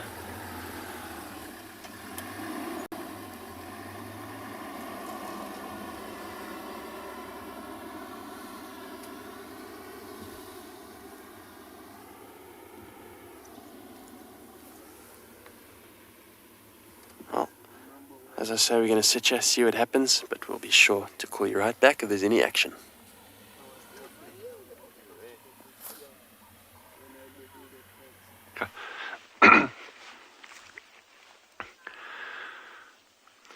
So we found some white chocolate, milky bar chocolate lying here this morning.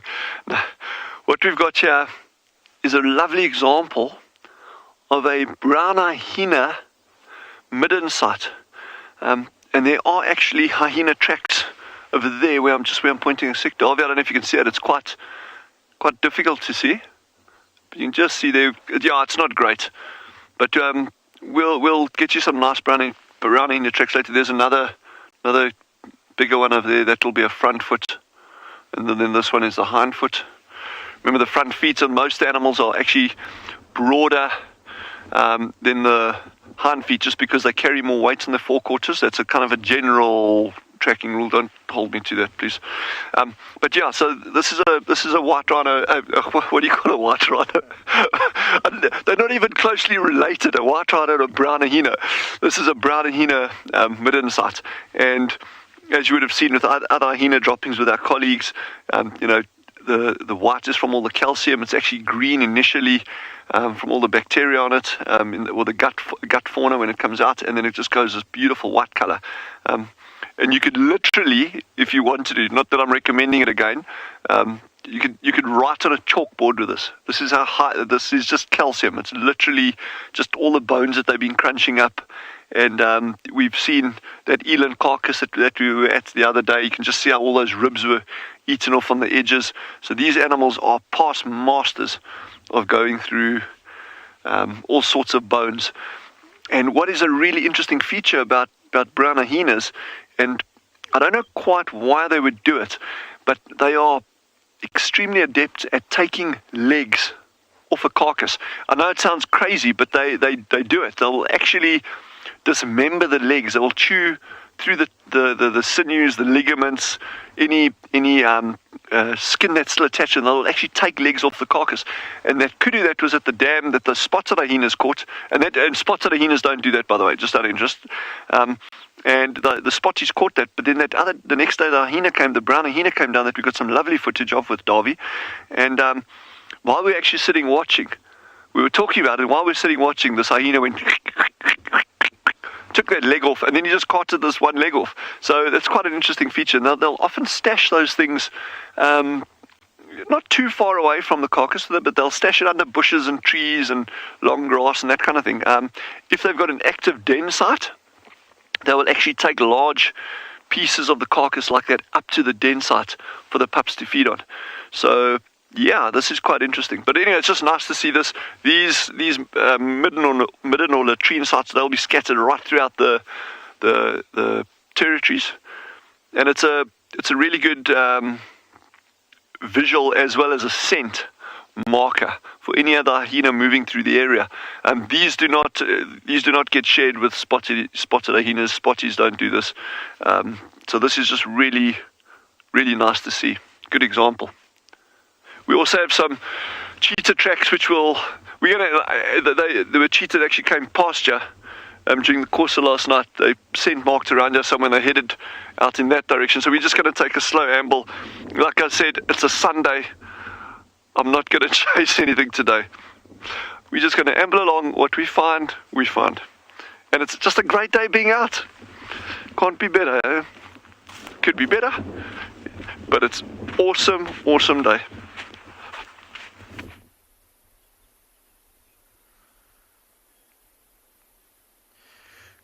Good morning, everybody, and welcome to and Beyond Phinda Private Game Reserve. My name is Jared, and we've got Marcel behind the camera today. And we've also been ambling along all morning and trying to find what we can find. And we've just come across a beautiful male rhino bull. So it is a fairly large bull, so probably one of the territorial males in this area. And you'll notice that he has quite a dark rear end at the moment. And so no, that doesn't mean that this is a black rhino. That is in fact a white rhino. As you'll notice, his head's down, busy eating grass, which is always the easiest indicator that it's a white rhino. But he's been lying in some mud. There's a little bit of a mud wallow right in front of our vehicle. I think that this rhino has been sleeping here all night, and he's only probably just woken up now. And it is time for him to feed. We did just see him scent marking about 2 minutes ago, so hopefully we're going to be able to see him scent mark again, and we're actually in the perfect position to watch that little fire hydrant spray of his, which is always very interesting to watch. And you'll also notice, or you might not be able to see now, but there is a couple of oxpeckers on him, busy feeding on ticks, and that is also why he would have been lying in the mud, to help get rid of any of those parasites. And then what he can't get rid of, the oxpeckers will help him do as well. But he's a very, very large male. I reckon this bull's probably in his 20s, So around 2 tons.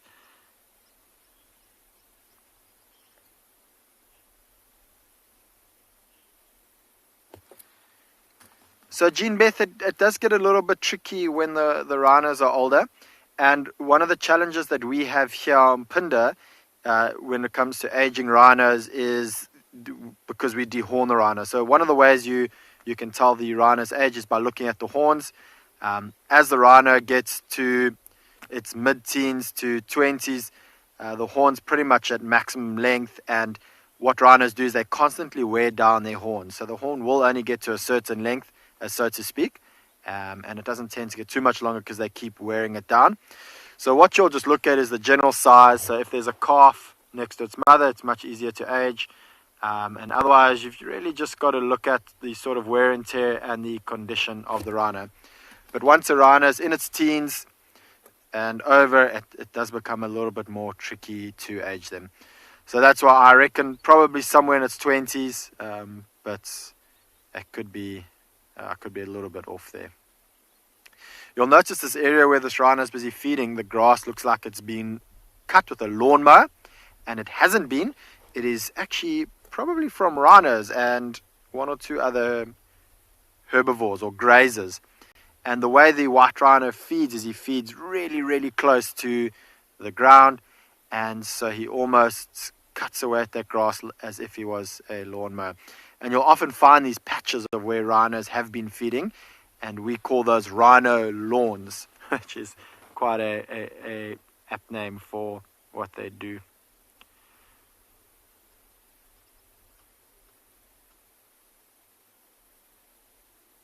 So he is a male, and typically with male rhinos is they are solitary.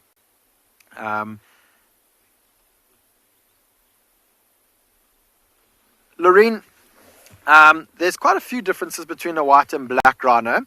So, like I always say to everyone, so the first thing is their behavior. What is it doing? So, a white rhino is a grazer, which means it eats grass.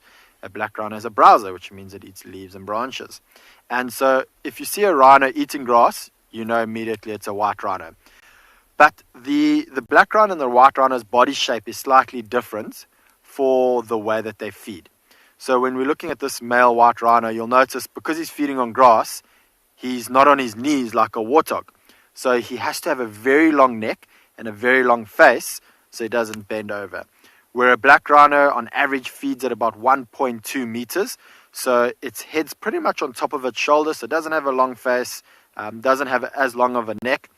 The other difference is that because a white rhino eats grass, it's got a very wide lip or square lip, and that's designed for pulling on grass and getting as much grass into their mouth as they can.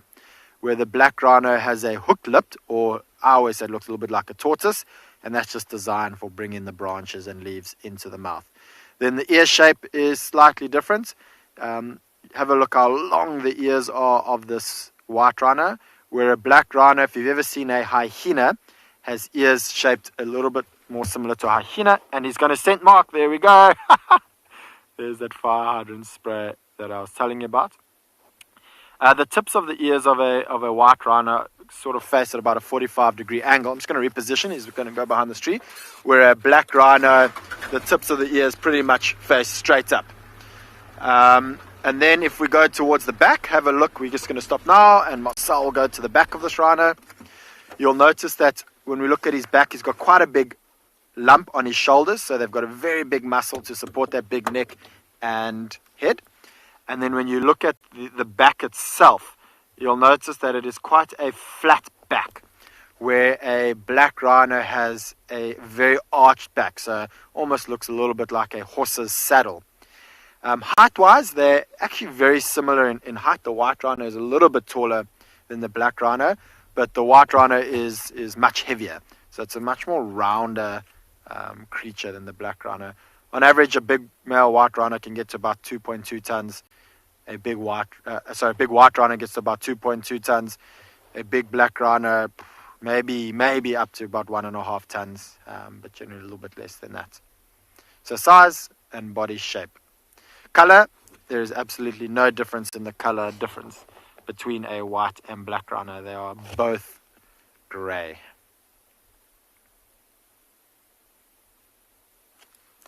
Now, if this rhino was to have a horn, as I mentioned earlier, we do dehorn our rhinos, and I'm sure you're all very aware why we do that.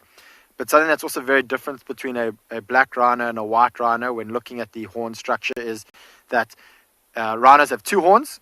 You've got the front horn, which we call the primary horn, and then the horn that's behind it called the secondary horn. With white rhinos, the primary horn is very long, and generally the second horn is quite short. I think he's going to scent mark again. Yep, there we go. Spraying his territory. And just like that fire hydrant I was saying earlier. Whereas the black rhino, the primary horn is long, but the secondary horn is also pretty long.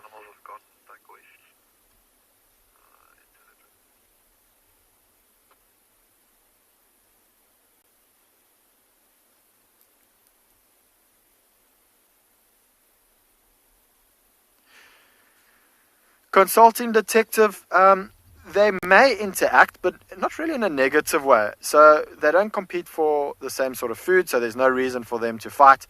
They can't interbreed, so meaning that the black rhino can't mate with a white rhino and produce a grey rhino. I don't know what you would call it. So because they're not in competition for food, for territory, for females, they don't interact in a sort of negative way. You won't see a black rhino or white rhino fighting. I have seen a black rhino and white rhino come together, just sniff each other, then move off.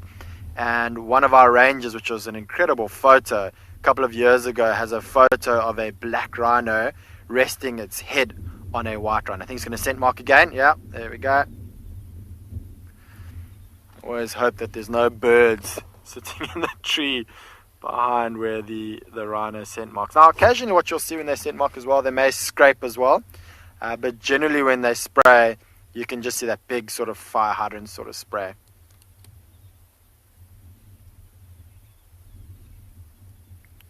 So Karen Smith, the difference between scent marking and urinating would be all creatures to some sort of extent will urinate, and that is just to get rid of the waste. The exact same as how humans would. Now, animals who are territorial, so a white rhino male bull is very territorial, and so he is scent marking. Now, the word scent marking is basically he is marking his territory, or that particular bush, but marking his territory with his scent. Now, that could be through a spray of urine like you can see now. It could be even rolling on the ground, getting his body scent, or his different animals have glands that secrete a sort of scent that they will rub up against trees. That is also a form of scent marking. So scent marking doesn't just relate to urine. It is any way or manner that a particular animal will use a scent from its body to mark its territory.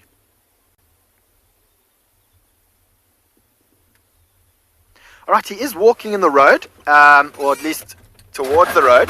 So what I want to do is I just want to catch up a little bit with him. He's walking away from us, and we've been staring at his backside for most of the time. So let's see if we can get a little bit of a better view. But it's a great area that we're in. There's some impala, some wildebeest up ahead.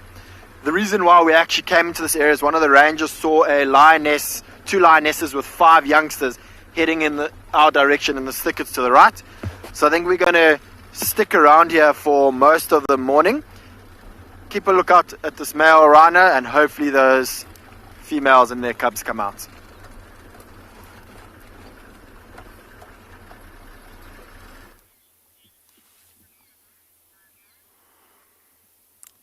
Well, not too much happening here. Still sleepy lions, not showing any interest in a romp,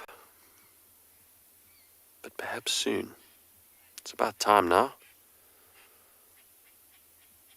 We had an elephant bull come walking by. They kind of just looked at each other. Female didn't even see him. But the male lion and the elephant bull looked at each other, decided it wasn't worth having a fight, and the elephant walked off. As you know, sometimes elephants take offense to predators and rush at them with lots of trumpeting, but luckily this elephant didn't come and chase our lion across the boundary.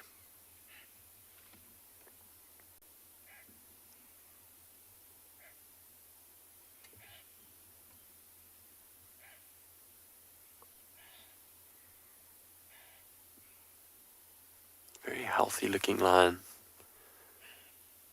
This female looks nice and full.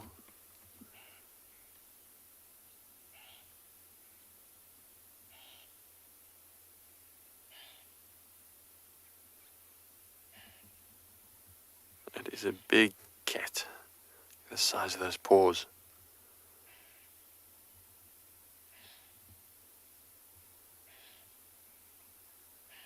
In the unfortunate and rare events of lions grabbing humans in our history, it's often just that one swat from that paw that will do the job.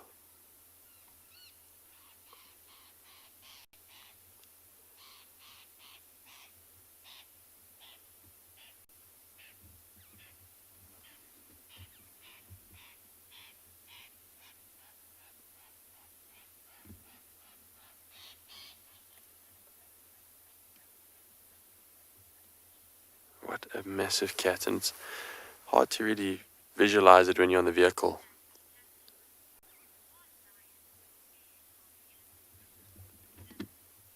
But when you're walking in the bush and you're on foot, everything all of a sudden seems that much bigger.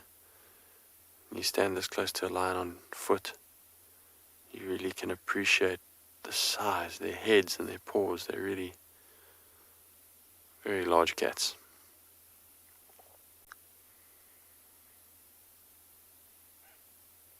To keep that physique, they have to eat lots and lots. Huge portions of meat on a sitting. Big male like him can chow about 40 kilograms of meat in a go. Isn't that amazing? Think how many steaks would make up 40 kilograms of meat. The female about half that, a little bit more. Around 20 kilograms. That's a lot of meat. But that's what it needs. That's what it takes to sustain them. Sassy Cassie, you've asked, a lion afraid of elephant? They're not afraid per se. It's not like they'll run from them when they see them, but they're wise enough to give way when an elephant comes charging in, obviously being the large beast that it is. And the king out here, the largest animal we get. Nice little stretch there. Let's see if anything develops. A little bit of grooming. So now the male is initiating.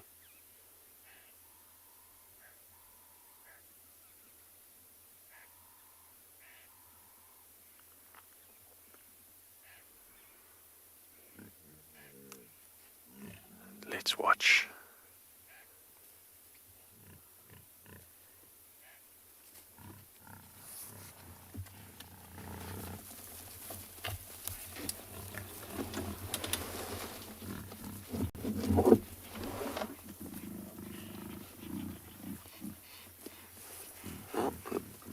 She is playing hard to get, and we're going to have to follow. Hey, Craig, or can you still get a view there? Oh, it's going to have to be quick. Have a look there. It's about as good as we're going to get. So he's mounted her now.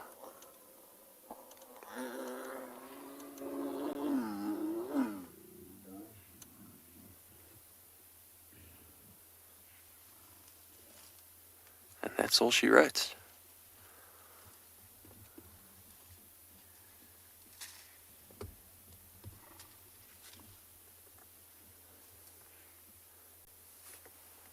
Well, very special to get to see lion mating on live TV. It's a privilege to be able to show you this lion dynamic. Appears they were a little bit shy to be out here in the open, but luckily we just got to get a glimpse as they ran over there in the bush. As you can see, it doesn't last very long, just a quickie.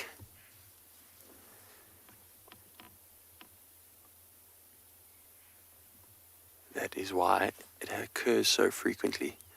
So if we were to sit here for another 20 odd minutes, even a bit less, you'll see the exact same thing performed again and again, and this will take place for a couple days.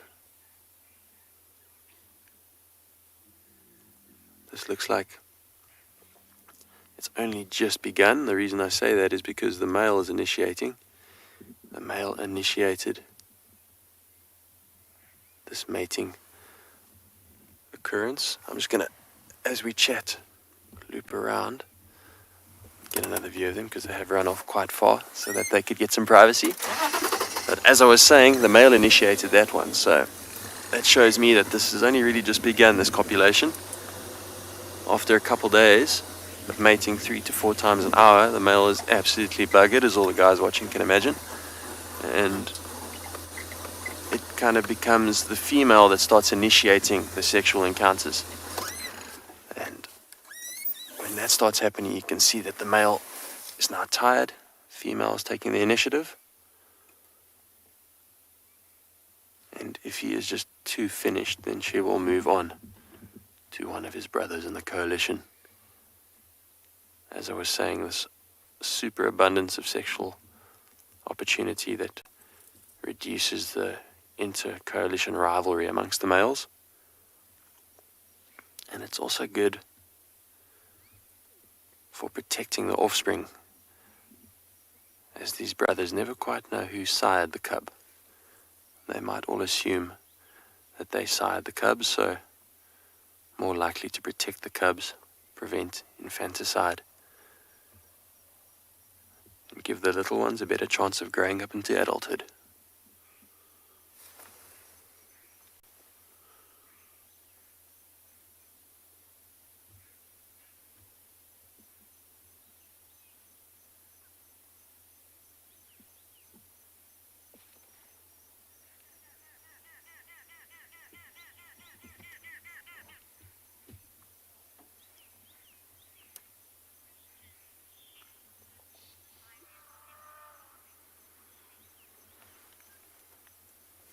Shelley, you've asked, will the lioness definitely be pregnant? And the answer is no. They are only result in a pregnancy about 30% of these oestrus cycles, so it's not a surefire thing, which is quite amazing considering how many times they mate. But after a couple days, if she hasn't conceived, which she won't about 2/3 of the time, then she will come into oestrus again in a couple weeks, 16 days actually. And then the cycle will begin again. And if she's still not successful, it'll have to begin again until she is successful. And then the process of pregnancy and raising her cubs starts, and she then will only come into oestrus or cycle again in about 2 years.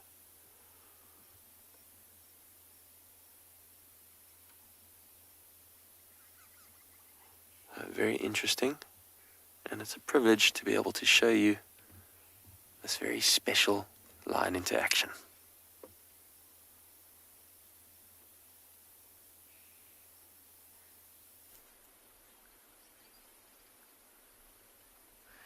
It is most certainly a privilege to see lion interaction, but what a privilege it is to also spend time with such an ancient looking creature like this white rhino. And we just had him come investigate the vehicle a little bit. They do have very poor eyesight, so I think he just came over to get nice and close to have a look to see what we are. You'll see maybe as he starts to walk, he might pin his right ear backwards to just listen to me a little bit and then listen forward again.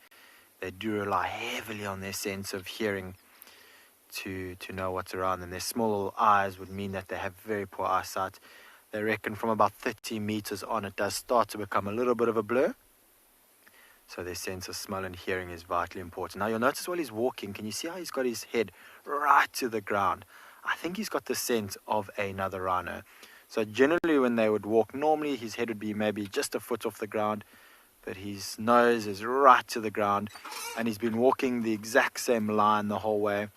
Now, it may be a male that he's scent marking against, or, maybe a male whose track he's got, or, my vehicle's making a funny noise. That's not good. Anyway, it may be a male who he's busy tracking, and if it's a male that's come into his territory, he'll chase that male off. Or if it is a female, he might be hoping that it's a female in estrus. and we've just lost the rhino, and I've got rid of that funny sound. So he is maybe 10 meters up ahead. So let's quickly get to him. There's a beautiful open area again up ahead. So this rhino's not going to disappear anytime soon. And maybe if we get lucky, we'll find him with the rhino that he's busy looking for.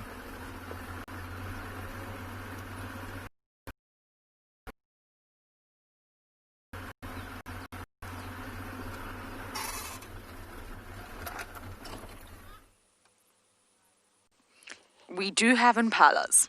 We have not had a lucky morning this morning, but we have found a herd of impala. Starting their morning huddled together. There was lions around last night, remember, and feasting on their breakfast. Now, I checked the hyena den earlier. It wasn't active. I am going to go back. Theo and I have traversed most of the reserve and not much is happening. But an interesting update from the game drive video. Some of you may be interested. I believe Miss Luna and Nklangula are, well, flirting and potentially courting up in Buffelshoek, which is very good news. Just a little update for all you leopard people. Now, I just wonder as I look at these impala, for the females particularly, if they are all pregnant or not.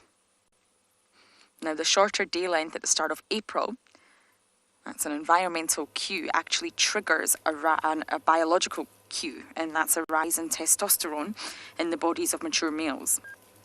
The rise in testosterone then changes the male's behaviour, so it goes from environmental cue to biological cue to then the result and change in behaviour from the males.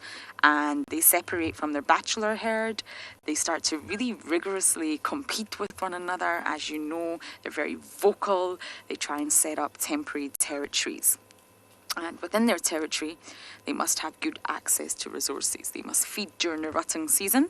And the behaviour in the males then causes the females to go into estrus. So it's a chain of events, starting with that environmental cue of the shorter day length in April.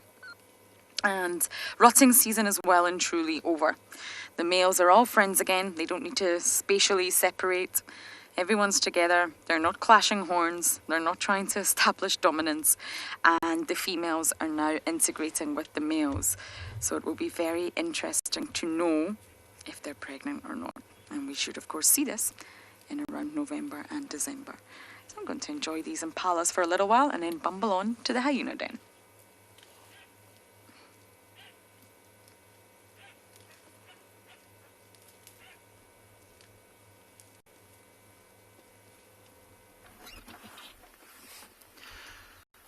So we've just managed to catch up to him again. He just defecated behind us and scent mark again. And something that was very interesting to what he did is he went into a pile of dung, which is known as an area where he probably defecates quite a lot. And as he defecated these big rugby ball size pieces of dung, he kicked back. And he kicked the dung all around over his midden. And by doing that, he's spreading the scent of his dung over his feet. I think he's going to scent mark up against this tree. So he's scraping his feet for a visual marking. And there he sprays some urine. Also, because he has kicked back on the dung with the midden behind him,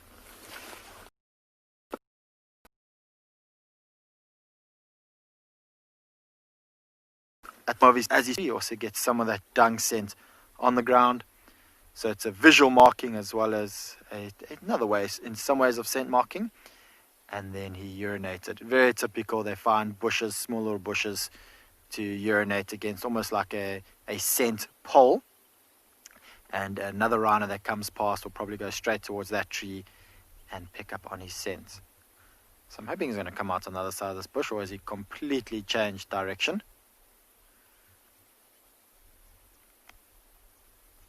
Now, just like an elephant who doesn't make a lot of noise when they move around, he's not going to come out, unfortunately. Rhinos are also very silent when they walk. You'd think they'll make quite a lot of noise. 2 tons of animal. I can guarantee you if Marcel was walking through that grass or someone else, we might be able to hear them rustle through the grass. But a rhino, just like an elephant, is absolutely quiet when walking. Not saying that Marcel's a heavy walker, but most people aren't very quiet when they walk around.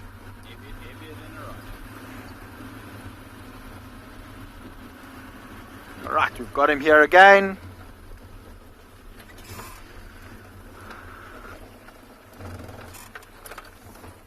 I think unfortunately this is going to be the last glimpse that we have on this male.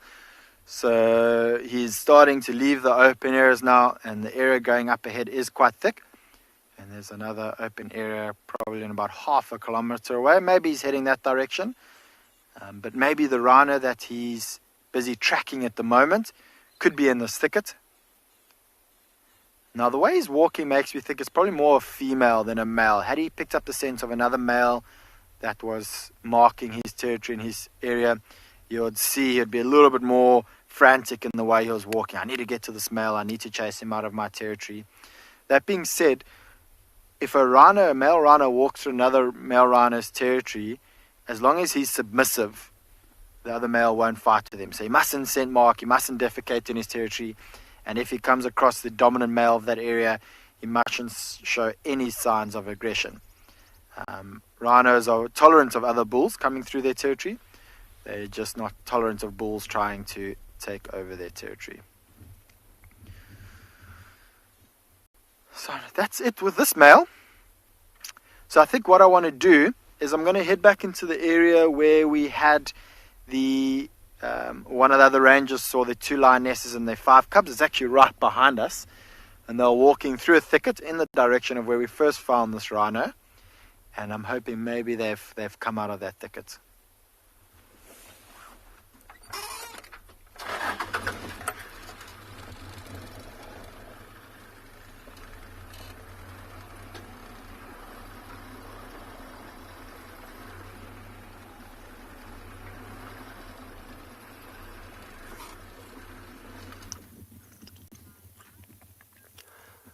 We are just still sitting here with this mating pair on Juma. Got to see them mating briefly. Hopefully if we sit here long enough we'll get to see it another time.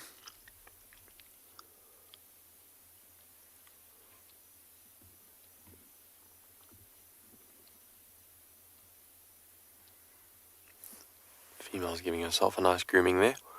You wouldn't believe how rough that tongue is. It's like sandpaper.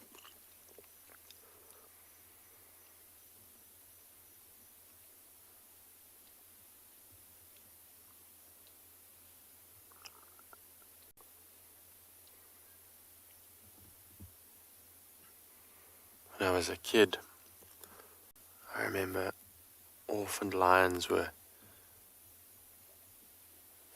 being raised to, I don't actually know, I can't remember, I was quite young.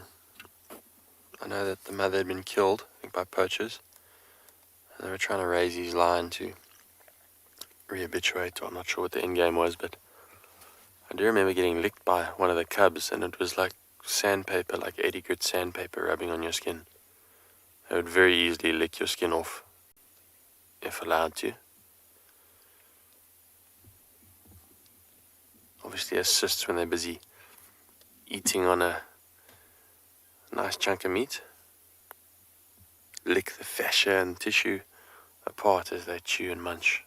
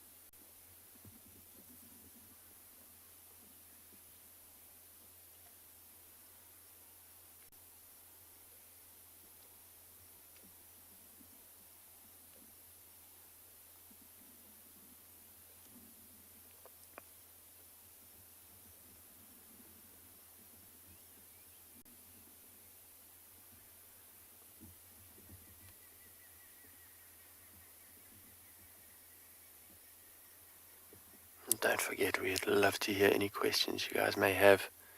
Perhaps any questions about mating lion or lion dynamic. Welcome to send in your questions. #WildEarth. Any kids watching, got any interesting questions or comments? kidsquestions@wildearth.tv. Love to hear from you.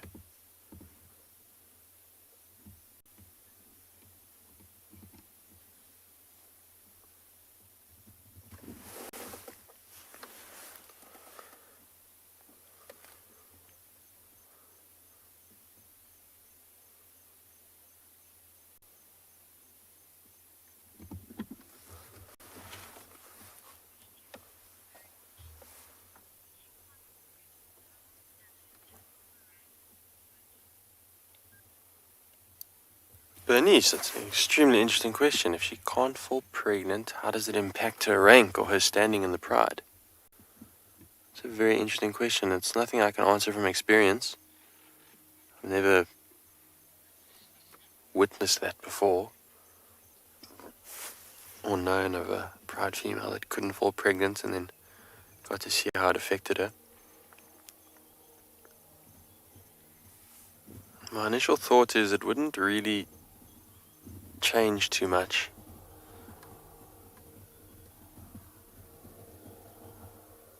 I mean, I think she would still remain part of the pride, would still continue to hunt, assist the pride in raising the other cubs. Lion are extremely social, and the way they raise their cubs is that all the mothers and all the females assist. So I think she would just carry on with her life of a lion, assisting the pride. But a very interesting question, Bernice. I'm going to perhaps do a bit of research on that and see if there's any documentation of such an occurrence.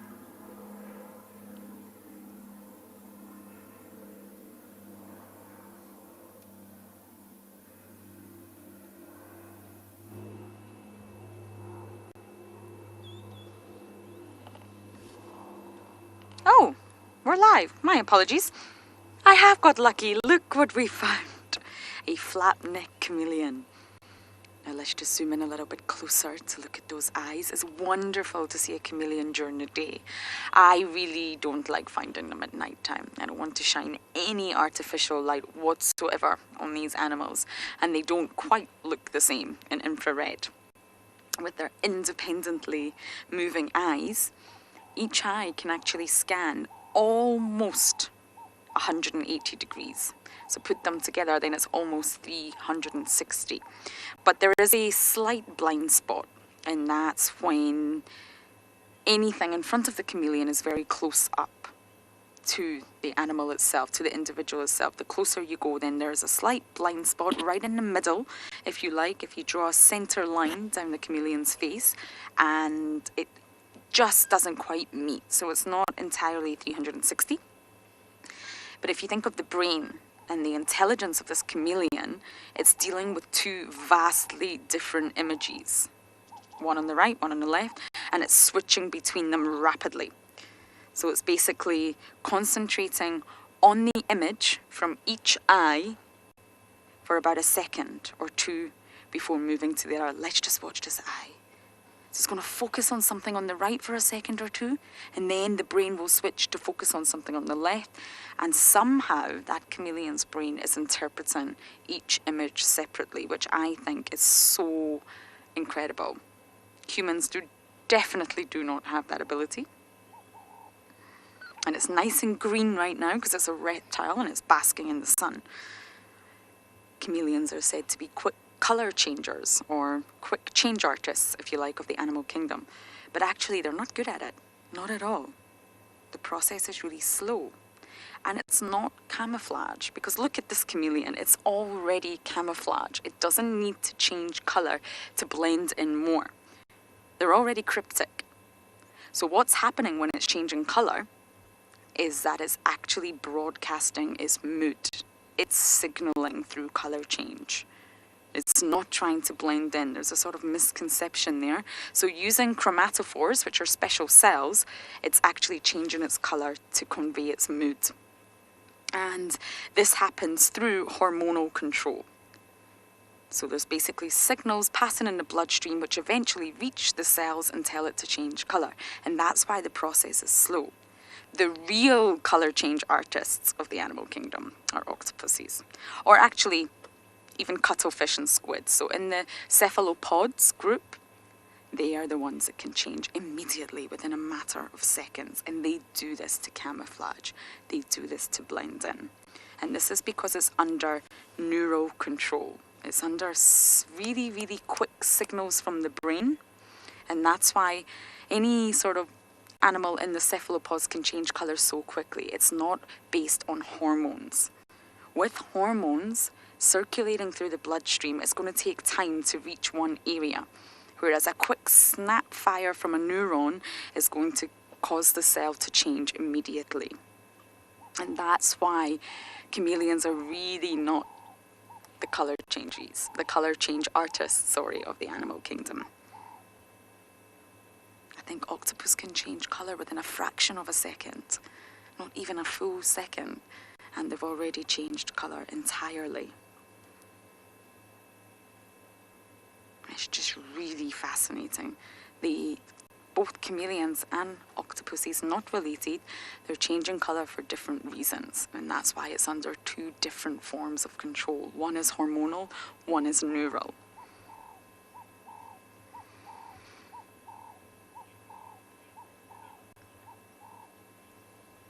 Consulting detective, very good question. How do chameleons find a mate? Well, it's not easy. And that's what part of the colour change is for.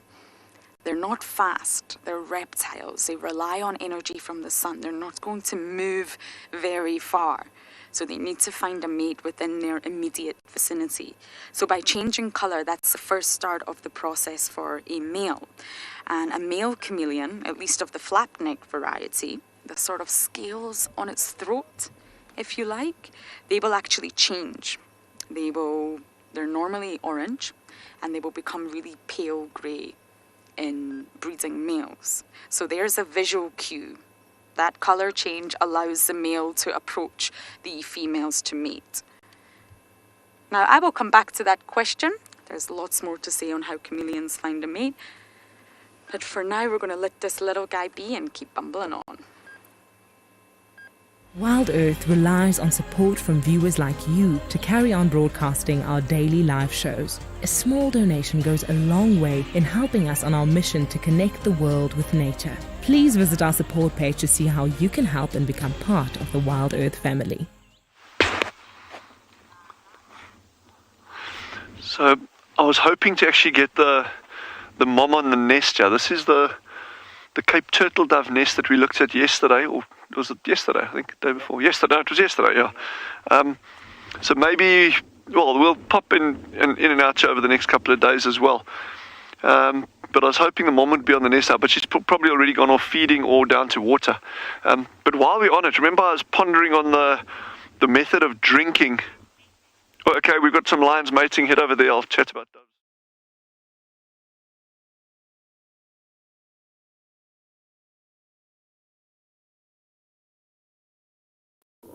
The tail end.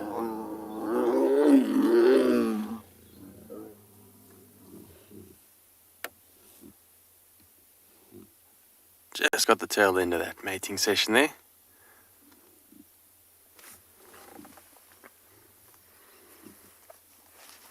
Once again initiated by the male, so he's still feeling strong.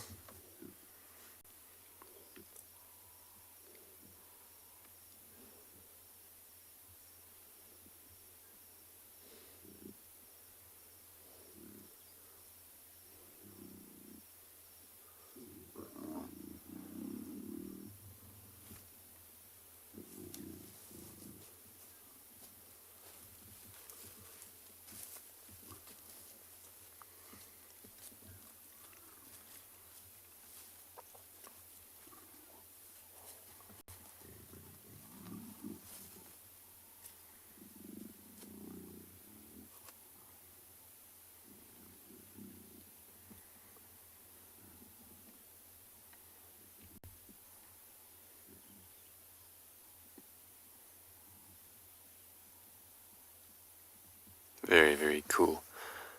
interesting. Lionesses often, I've seen a male do it before, but mostly lionesses often roll on their backs right after mating. Very common, they kind of roll on their back side to side. But as far as I know, no one really knows what the purpose of that is. Perhaps one of the viewers has an idea, but I've never been able to tell.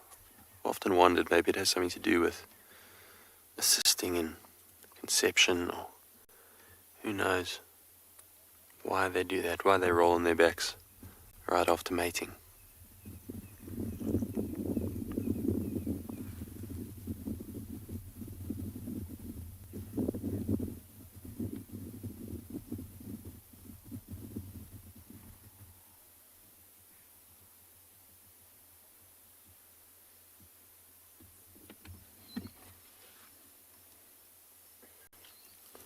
We are going to stay here, hopefully catch them again in the action.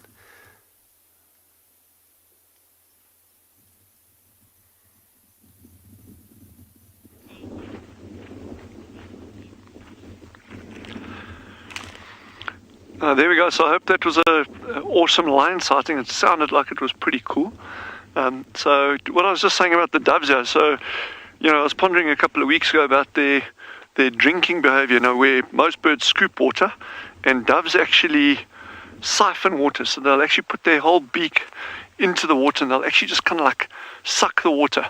And one of the viewers very, very, very kindly, because I was wondering kind of like, what is the evolutionary background to this? And one of a very kind viewer sent me a fantastic bit of information. And it actually stems from, again, it hasn't pinned down the evolutionary, the why of it, but certainly the how. So these youngsters, these little chicks on all the columbriforms, so it's all your doves, pigeons, those kind of things, the mother actually produces crop milk for the chicks. So it's not like she's coming and feeding them little bits of seeds and those kind of things. She actually produces crop milk, and the youngsters stick their beak inside the mother's mouth, and then they actually drink that crop milk from it. And to do that, they've actually got to suck that milk out.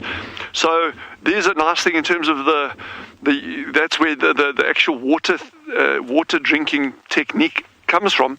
But it still doesn't answer the question of why did they evolve that. And yes, I am using the word evolve. Why did they evolve that technique in the first place? What is it that drove that group of birds, the columbriforms, to develop that technique for the chicks to drink like it? What is it that did that? And that's what I want to know. So, but anyway, so that at least it kind of like points to why the adults drink water the way they do. But it's still for me, it's still not answering the initial question of most other birds drink water. They'll dip their head, drink, dip their head, drink. But then you get a dove that and then flies off. That is absolutely fascinating. So still so much to learn. I'm doing something crazy over here, and I'm not going to get it right. Well, I don't think I'll get it right. I'm just actually trying to follow an insect track.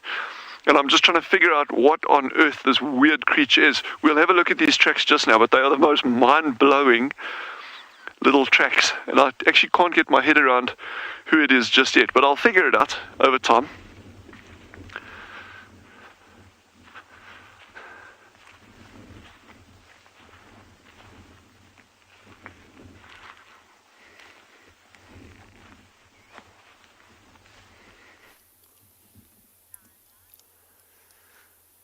Well, still sleepy lions, sleeping off their last little excitement.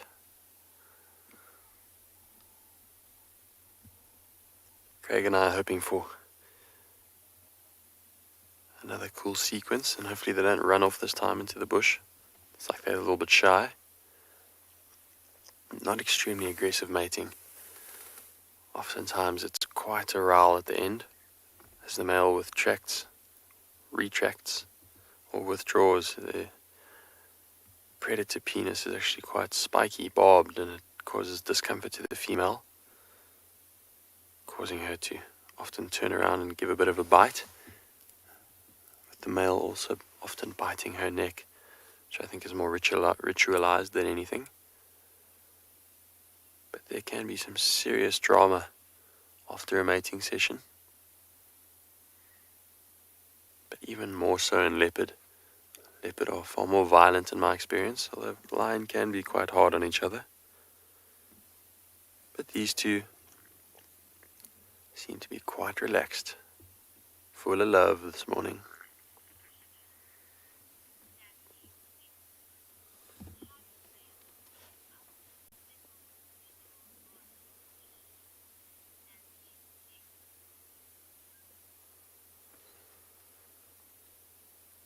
Nancy's big sister, you've asked, how do lion males keep up if several females are in estrus? Well, I suppose,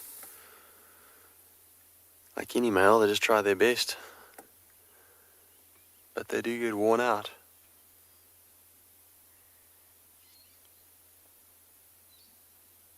It's not common, I mean, it does happen that all the females will be in estrus at the same time, but and the books will often tell you they try and synchronize it, but I haven't really seen that, to be honest. In my experience, I often see different age classes in one pride.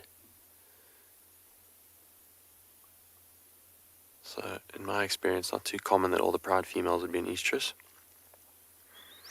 But, of course, there's also more than one male, so I guess they just do their best, keep their ladies happy. It's the best they can do.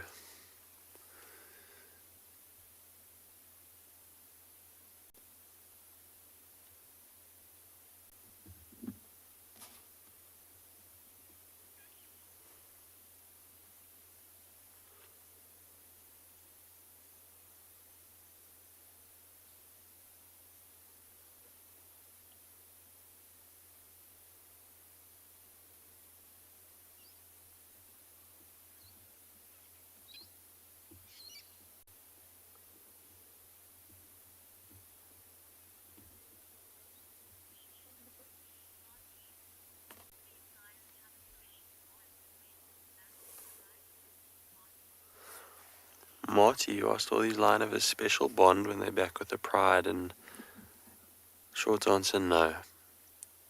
What they're doing now is purely instinctual, purely for the progression of the pride, which is what they care about most. Females are inherently wanting to raise cubs. It's instinctual for them, and for the male, he wants to further his genetics. That's his instinct. And when he smells an opportunity, that's when he will go for it, and he'll spend these couple days with her. But once it's done, I think he pretty much forgets about it and just focuses on keeping his pride safe. So no, I wouldn't say there would ever be a special bond. It's not really emotional. It's more instinctual. But who am I to say that? Maybe I'm wrong. Maybe they are in love.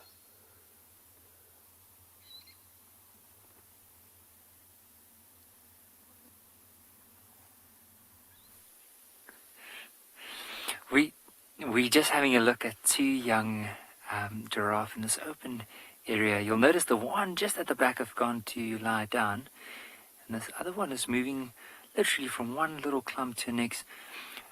Now, notice how small that tree is right in front of it, and it's just picking off the leaves. Normally when you see giraffes, you always see them up almost having to stretch to get to some of the branches, but this little one is just moving in all these small shrubs in this clearing, just picking up some of the leaves.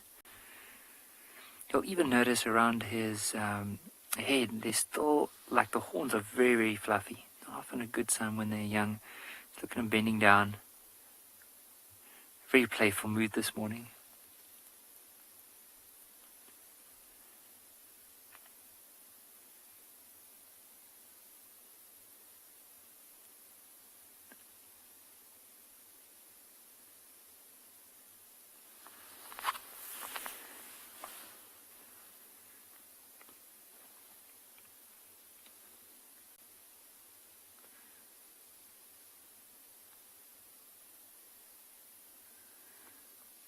You'll notice just on the back of the this particular giraffe, there's those red-billed oxpeckers.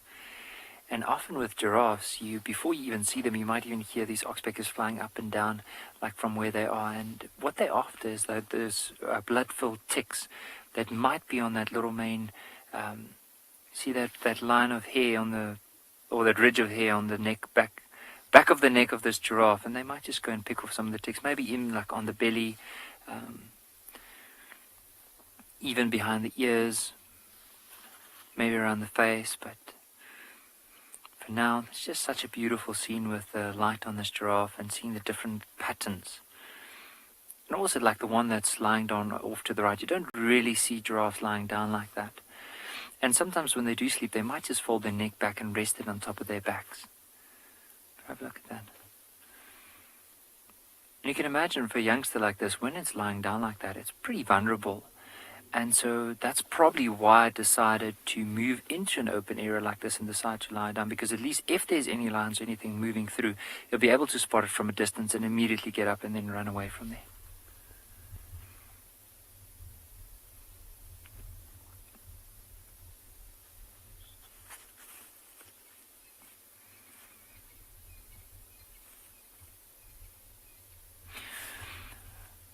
Mojo, those ossicones are fluffy. Like, it's often a sign if they're really young because there's a lot of hair, but as they get older they start losing a bit of that hair.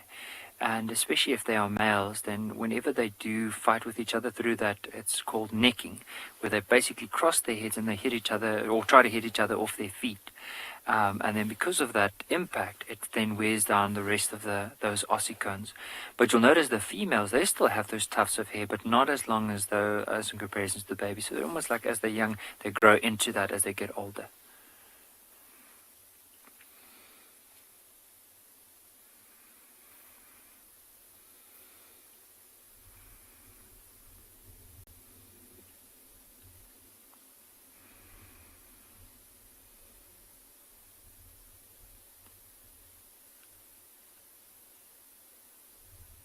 You can see this one just probably has a bit of an itch on the back, so it's using that lower jaw with those teeth just as a comb to brush through that hair, probably just to try and get rid of that itch.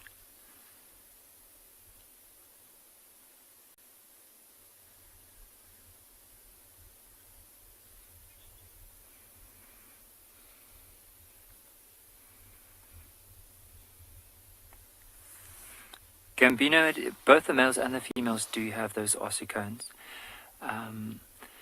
And it's not like with some antelope you find it where the males might have horns and the females don't have horns, but with giraffe both of them would have. To tell the difference between the males and the females, it's very difficult, especially when they're young, if you just had to look at the head and the horns. But as they get older, the males, the horns tend to be bigger, and then also as they get older, it tends to eventually wear down all the hair on top of the head. But normally the females, they have more delicate horns because they don't really use their horns in order to fight with one another, but the males do. So it's a little bit harder in structure, and it's a bit bigger, and then of course just worn down because of the fighting.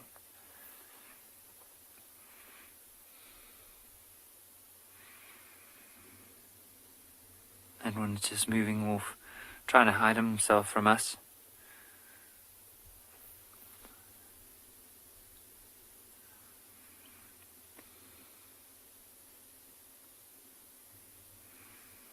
Notice, even though this one is looking like off to the right, just notice how the ears are pointing backwards.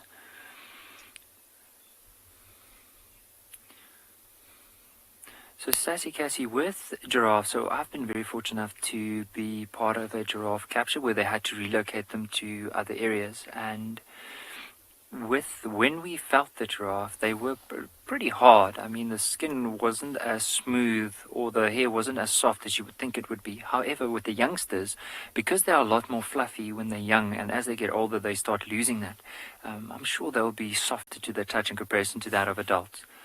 But in general, I mean, it does look a lot softer than it will probably be.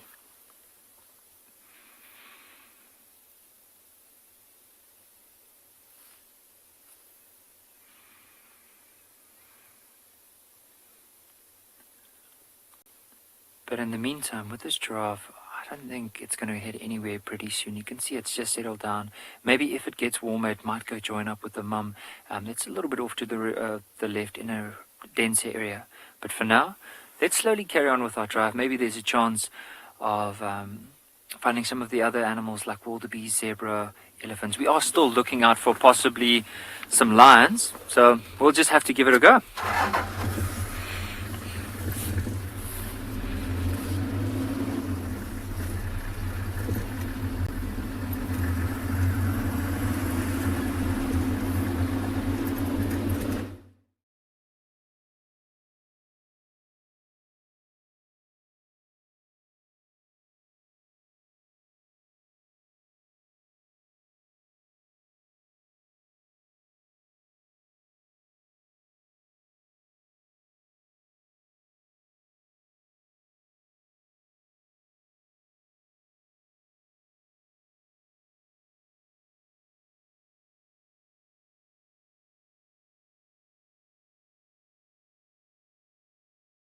About that, don't know what happened to Dylan's voice this morning, but we are just sitting watching some elephants. There's a large one, an adult, and then a youngster. I think there's actually far more off in the distance, but they're slightly behind this drainage line. And it's funny, Theo and I were just discussing where on earth are all the elephants? There was thousands, well, not quite. There was a lot of elephants around yesterday, and we've managed to find some. But on these really cold winter mornings, what you tend to find is that a lot of the animals will actually stay hidden in the blocks, in the vegetation, other than predators who need to patrol, and that is because they're trying to stay warm. It was misty this morning, it was damp, it was cold. So staying in amongst the vegetation actually keeps them warmer. Can hear them feeding. Londeka, I think you have the wrong channel. Can you hear them? Good morning.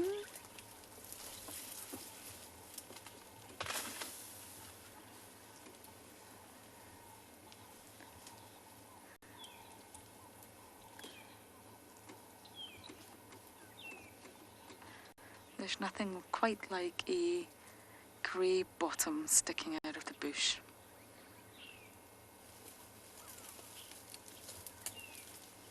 The sightings of elephants we're having at the minute is really magnificent. They're very relaxed.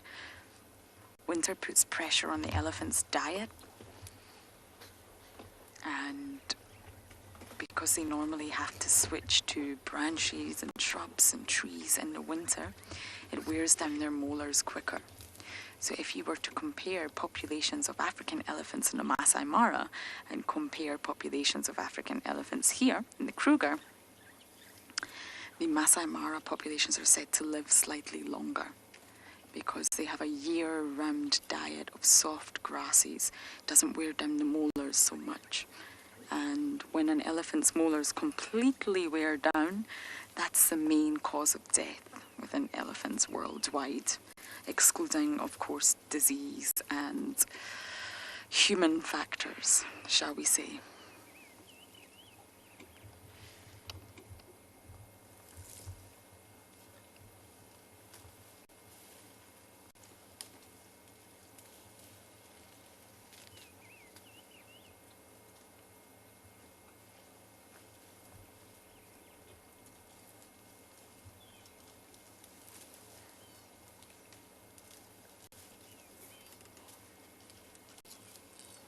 I didn't get that name, I'm afraid, but you're asking about are African elephants considered endangered, and yes, they are. They completely are. The best tool to use is a website called the IUCN Red List, and it stands for the International Union for the Conservation of Nature, but it's far easier to say IUCN, and it's a wonderful website, and it tells you so much. It details lots of different It has lots of different information about different species, and the statistics actually says that more than 32,000 species are threatened with extinction globally as it stands right now. And the elephant, the African elephant, I'm sure is listed currently as vulnerable, but I'm just checking this for you now. I'm sure it's vulnerable.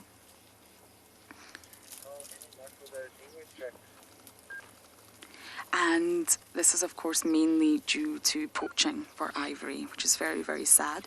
But the statistics are for the whole of Africa. So it doesn't break populations down by country. It breaks populations by sort of on a global scale. So yes, African elephants are listed as vulnerable, but it's a great tool. If any of you wish to check it out, head to iucnredlist.org, and it gives you information on any organism that you may wish to know about. But it does say that the population trend for African elephants is increasing. So that's good news. It's still listed as vulnerable, but it's getting better. There's actually a scale on what they classify populations as. And this is the same for fish, for reptiles, amphibians. Any organism can be classified on this scale, and it goes from data deficient, which means there's not enough data to really say what the population numbers are, and then it heads to least concern. And least concern, of course, that tells you that there's nothing to worry about, the populations are healthy. Then it goes to vulnerable, endangered, critically endangered, locally extinct, and then extinct. There's a lot of information there. It's a great tool, and yes, African elephants are listed as vulnerable. But in this particular area, I would say the populations are thriving. There's anti-poaching units here, there's rules in place, there's a fence, not around Djuma, but around the broader area of the Sabi Sands that just stops the elephants roaming into populations or civilizations. Human-animal conflict is a huge problem, especially across the developing world.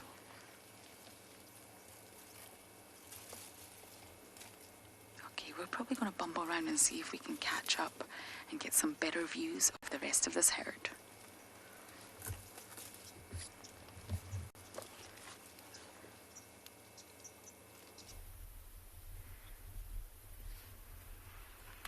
So we were unsuccessful in trying to find those 2 lionesses and her 5 youngsters, and we managed to join up again with this white rhino male. Oh, he's just disappeared again.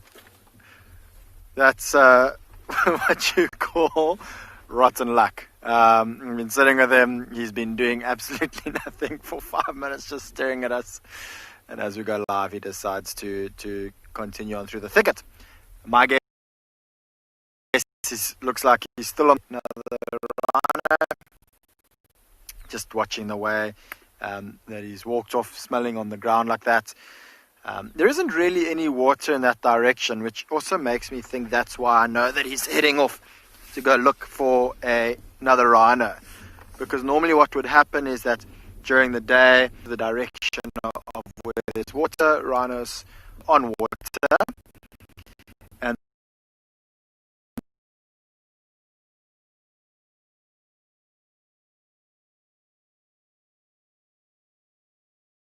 rhino that has gone that way, once he's decided exactly what he's going to do there, or once he's done with what he's going to do there, he may head off to 1 or 2 of the other water holes in this area. But very exciting to see him. We haven't seen a rhino in this particular area for a little while now, as it's starting to dry up. There's less water around, and we're starting to see rhinos moving through to other areas of the reserve, particularly females, although males are territorial, so they'll generally tend to keep their territories. Females and their calves will shift around, and that movement will often depend on the quality of grazing in the area as well as water around. So we're going to still try to keep with this male. It has just gone through a thicket now. It is a little bit thick and then starts to open up. So I'm going to continue on and see if I can maybe get another view for you later.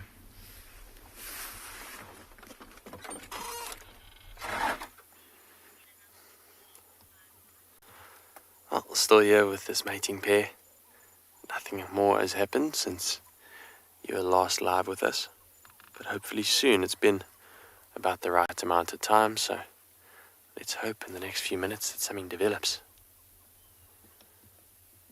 Very cool that you've had a nice rhino sighting this morning. I think rhino is probably my favorite animal to spend time with on foot. Just something prehistoric about them, their movements.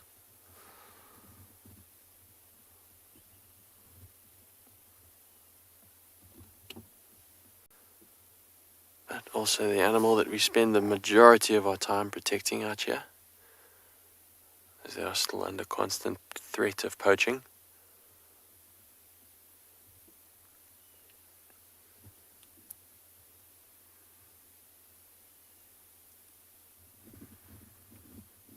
Unfortunately, our wildlife has become a prized item for unscrupulous people who wish to make a profit off of it, so it's come under siege all around the world, not just here. And it's a constant fight and a constant job to protect wildlife in our conservation areas. Thankfully, there are lots of philanthropists and kind-hearted people who assist conservation bodies, and there's many conservation groups who do excellent work to prevent poaching and exploitation of wildlife and to protect them for future generations.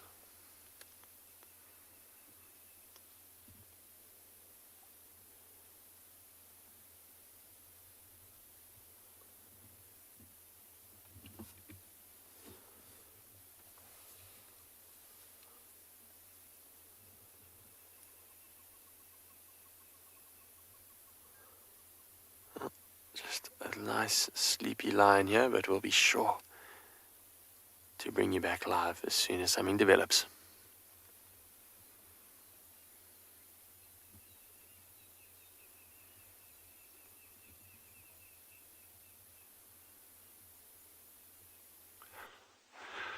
So we've got a big sable bull just up here on the dune crest. He's actually been feeding. He was just moving. He was out in the open earlier. He's just moved across to the right over here, to the left. But I want to tell you, while we're looking at lions, these animals can be incredibly dangerous. And they are renowned fighters, these sable antelope. Those horns can be absolutely lethal. The wind is in our favor, so I just want to give you a quick demonstration here of how you can actually approach an animal closely using the wind.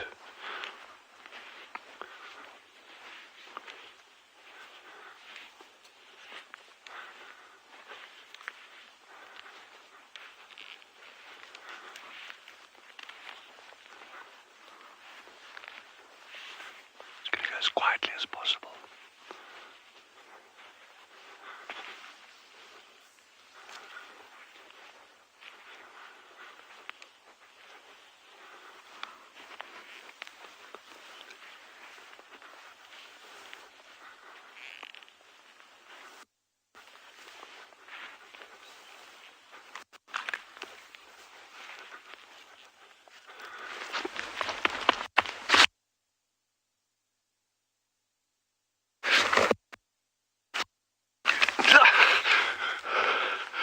I got it. No, it's an old set of horns, just in case anyone was wondering. So there was absolutely no danger to me or to the sable, in fact. But it just gives you, oops, no, it's whole horn. Anyhow, that's an interesting thing as well. Let me show you there.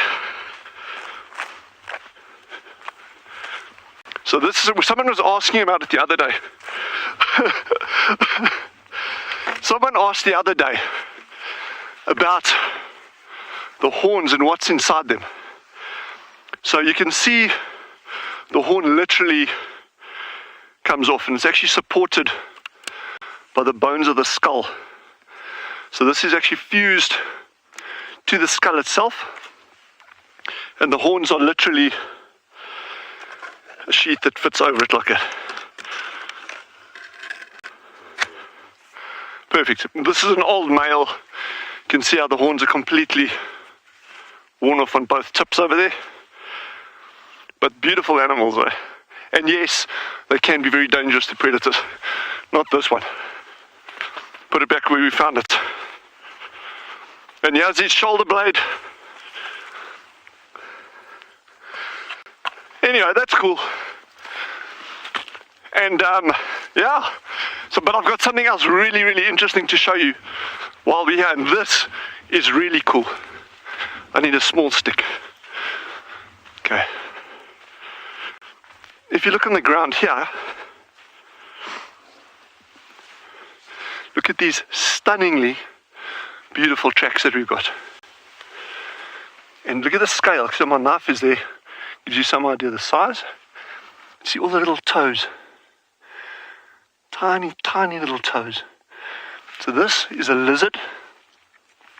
He was going this direction. You can see his tail drag mark there in the middle, but over here, he actually turned around. Did a little U-turn there, and then he went out here. And to give you an idea of how the tracks change, because remember, the substrate makes a difference, the speed that the animal's moving makes a difference, what he's actually doing makes a difference. So where you can see all these clear, the actual toe marks, and as you follow the track up here, suddenly you can't even see those toes. Look at that. So it just gives you a really nice idea of how the tracks can change. But the sand is beautiful, and there's just so many. I mean, look at these little tracks here. I mean, who on earth is that? Look how fine and delicate that is. You know, is that maybe a Camponotus ant? I have no idea. Anyhow, I'll lose it over here. But just there's so much stuff going on here. So exciting.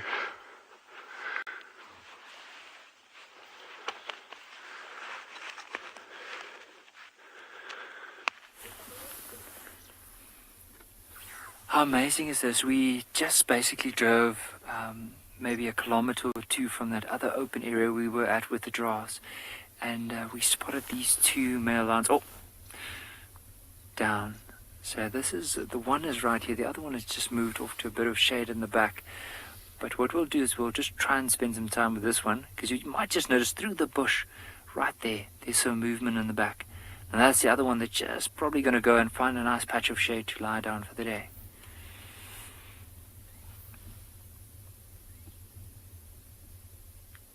See, he's still moving.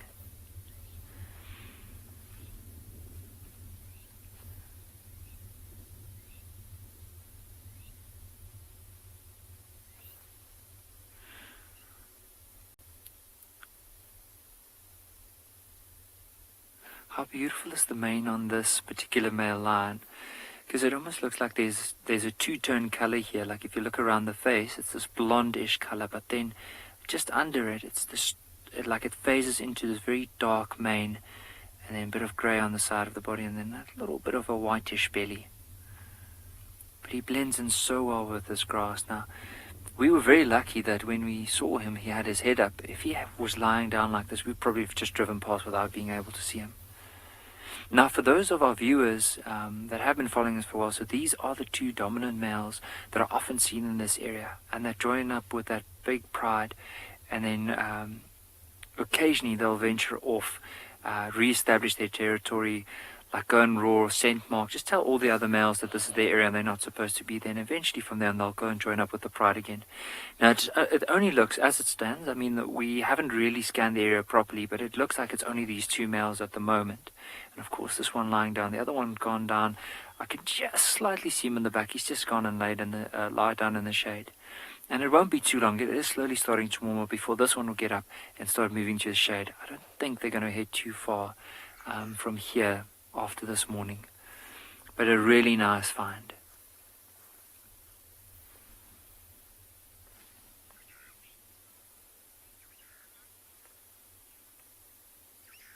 Critter Freak, I agree with you. It's so nice being able to see them and seeing both of them together, because even with the pride over the last few days, if I'm not mistaken, it was only the one that was seen with the pride the whole time.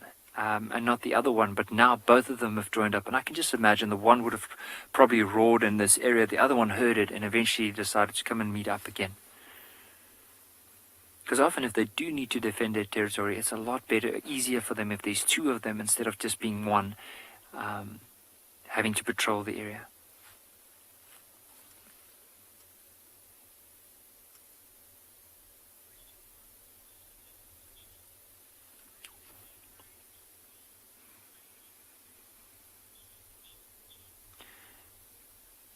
THD, with the mane, it often helps to attract the females. You can imagine a male with very impressive mane.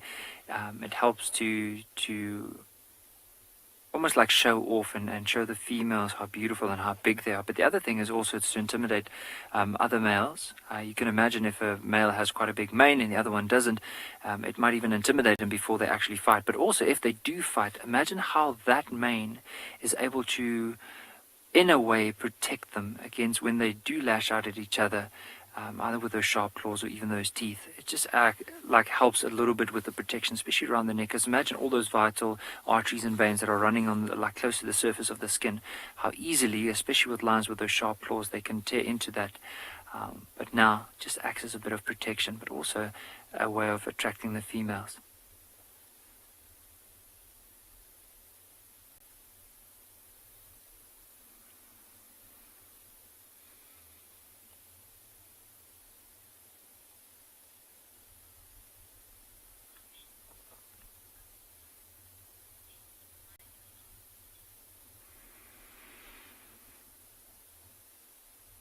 Butterfly, they do in a way reminds us of beards, but in this case it's probably a big full beard and like long hair, because you can see like it starts all the way from underneath his chin all the way down and wraps around towards the ears and then on top of the head. And when they're young, it starts off as if you had to compare it, like a beard. And as they get older, it slowly starts to move all the way around the head. And eventually, the top section between the ears is the ones that develop later on. And you'll see a young lion around about the age of 4 will have an impressive mane at the bottom, but it looks like it has a little mohawk at the top. And as they get older, it starts growing out a bit more. And it's only when they're around about 6.5 years and more will they'll have a very impressive mane. Up to 8 years.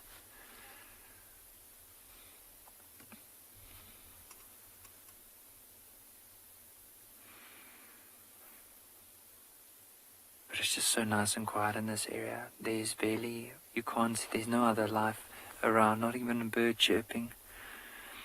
And early on, two of the trackers that are currently out, so Richard and Ernie has gone on leave, and we have Tom and Adam that has joined us, and they actually said to us we needed to come into this area to have a look because they heard them. So maybe with them roaring earlier on, of course most of the animals would have moved away because they knew that these lions are here.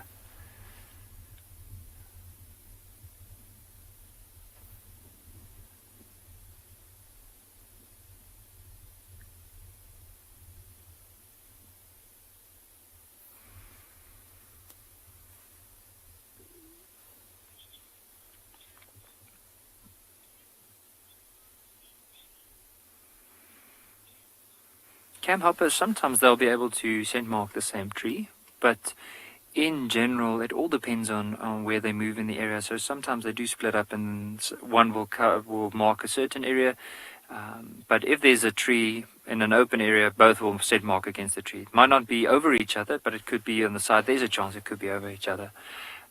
But as long as one of them could just put down their scent, and then because even with them being brothers, so there will be a dominant one. And with these ones, we've noticed sometimes when they're with different prides, the one will tend to be more dominant than the other. So it's not like, okay, the one with the darker mane is the more dominant in general with everything. It could change. And because of that, they do share the mating rights whenever they move into a pride as well. So if they do find a bush, they'll just send mark against the bush. Either way, whoever goes first, probably the other one will probably try and cover it up. But as long as just their scent is there, then the other males in the area know that this is their territory and they won't move in here. And if they do, of course, then they'll have to deal with these two brothers.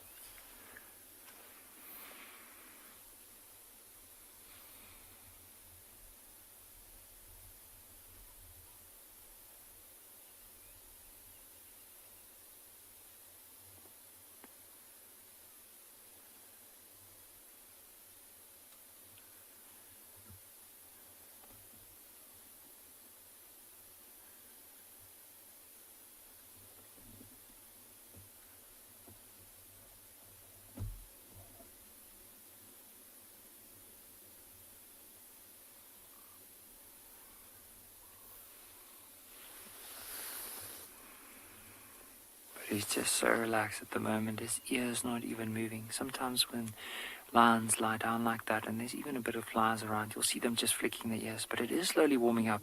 Listen.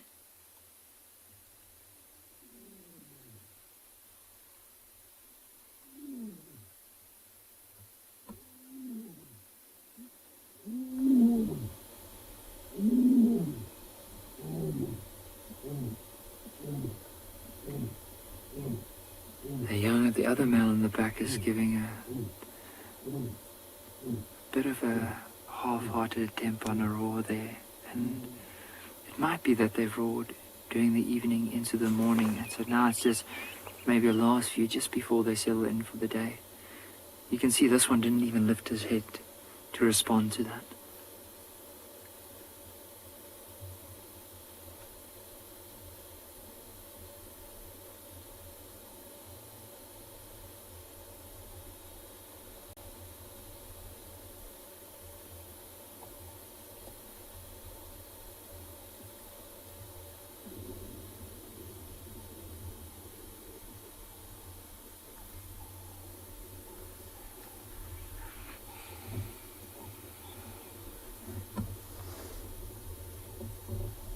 Yes, yeah, I agree with you. This one didn't even blink, didn't even lift his head, didn't even move, as if he wasn't even fussed.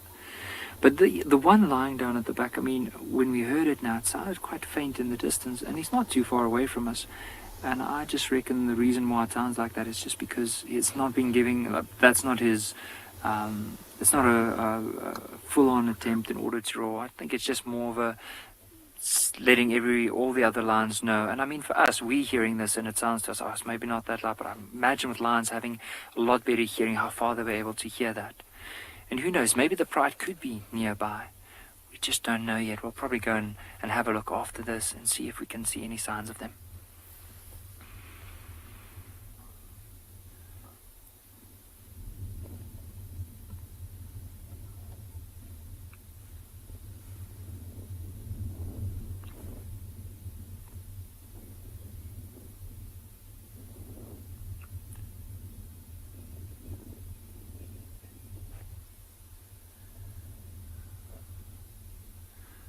But the way that they're lying down in this grass and with a little bit of sun on them, so relaxed.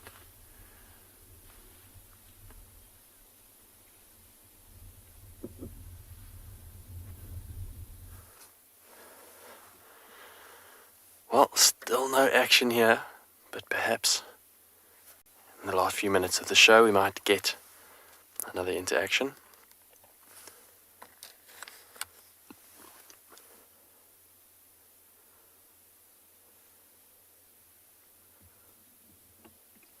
A little bit of stretching and moving about.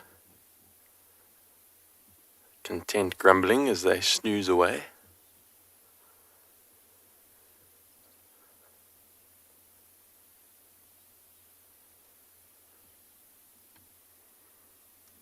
But overall, a lovely game drive this morning. We've had some great sightings. And of course, the special interaction between the mating pair of lion.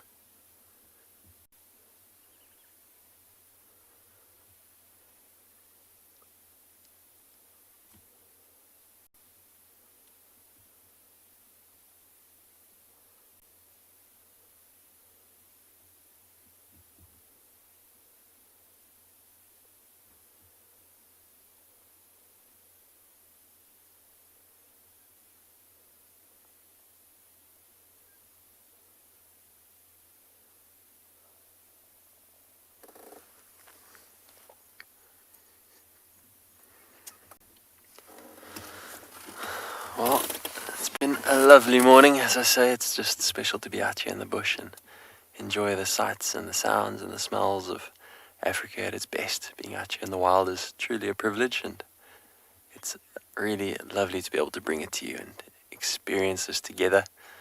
Of course, being live is just so special, seeing it as we see it.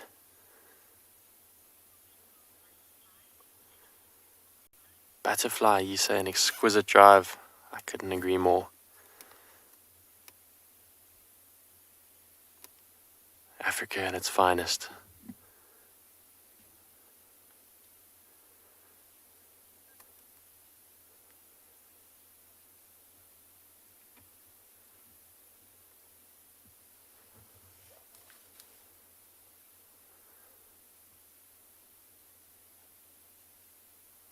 I'm sure this mating pair will hang around, so maybe we'll catch up with them again this afternoon.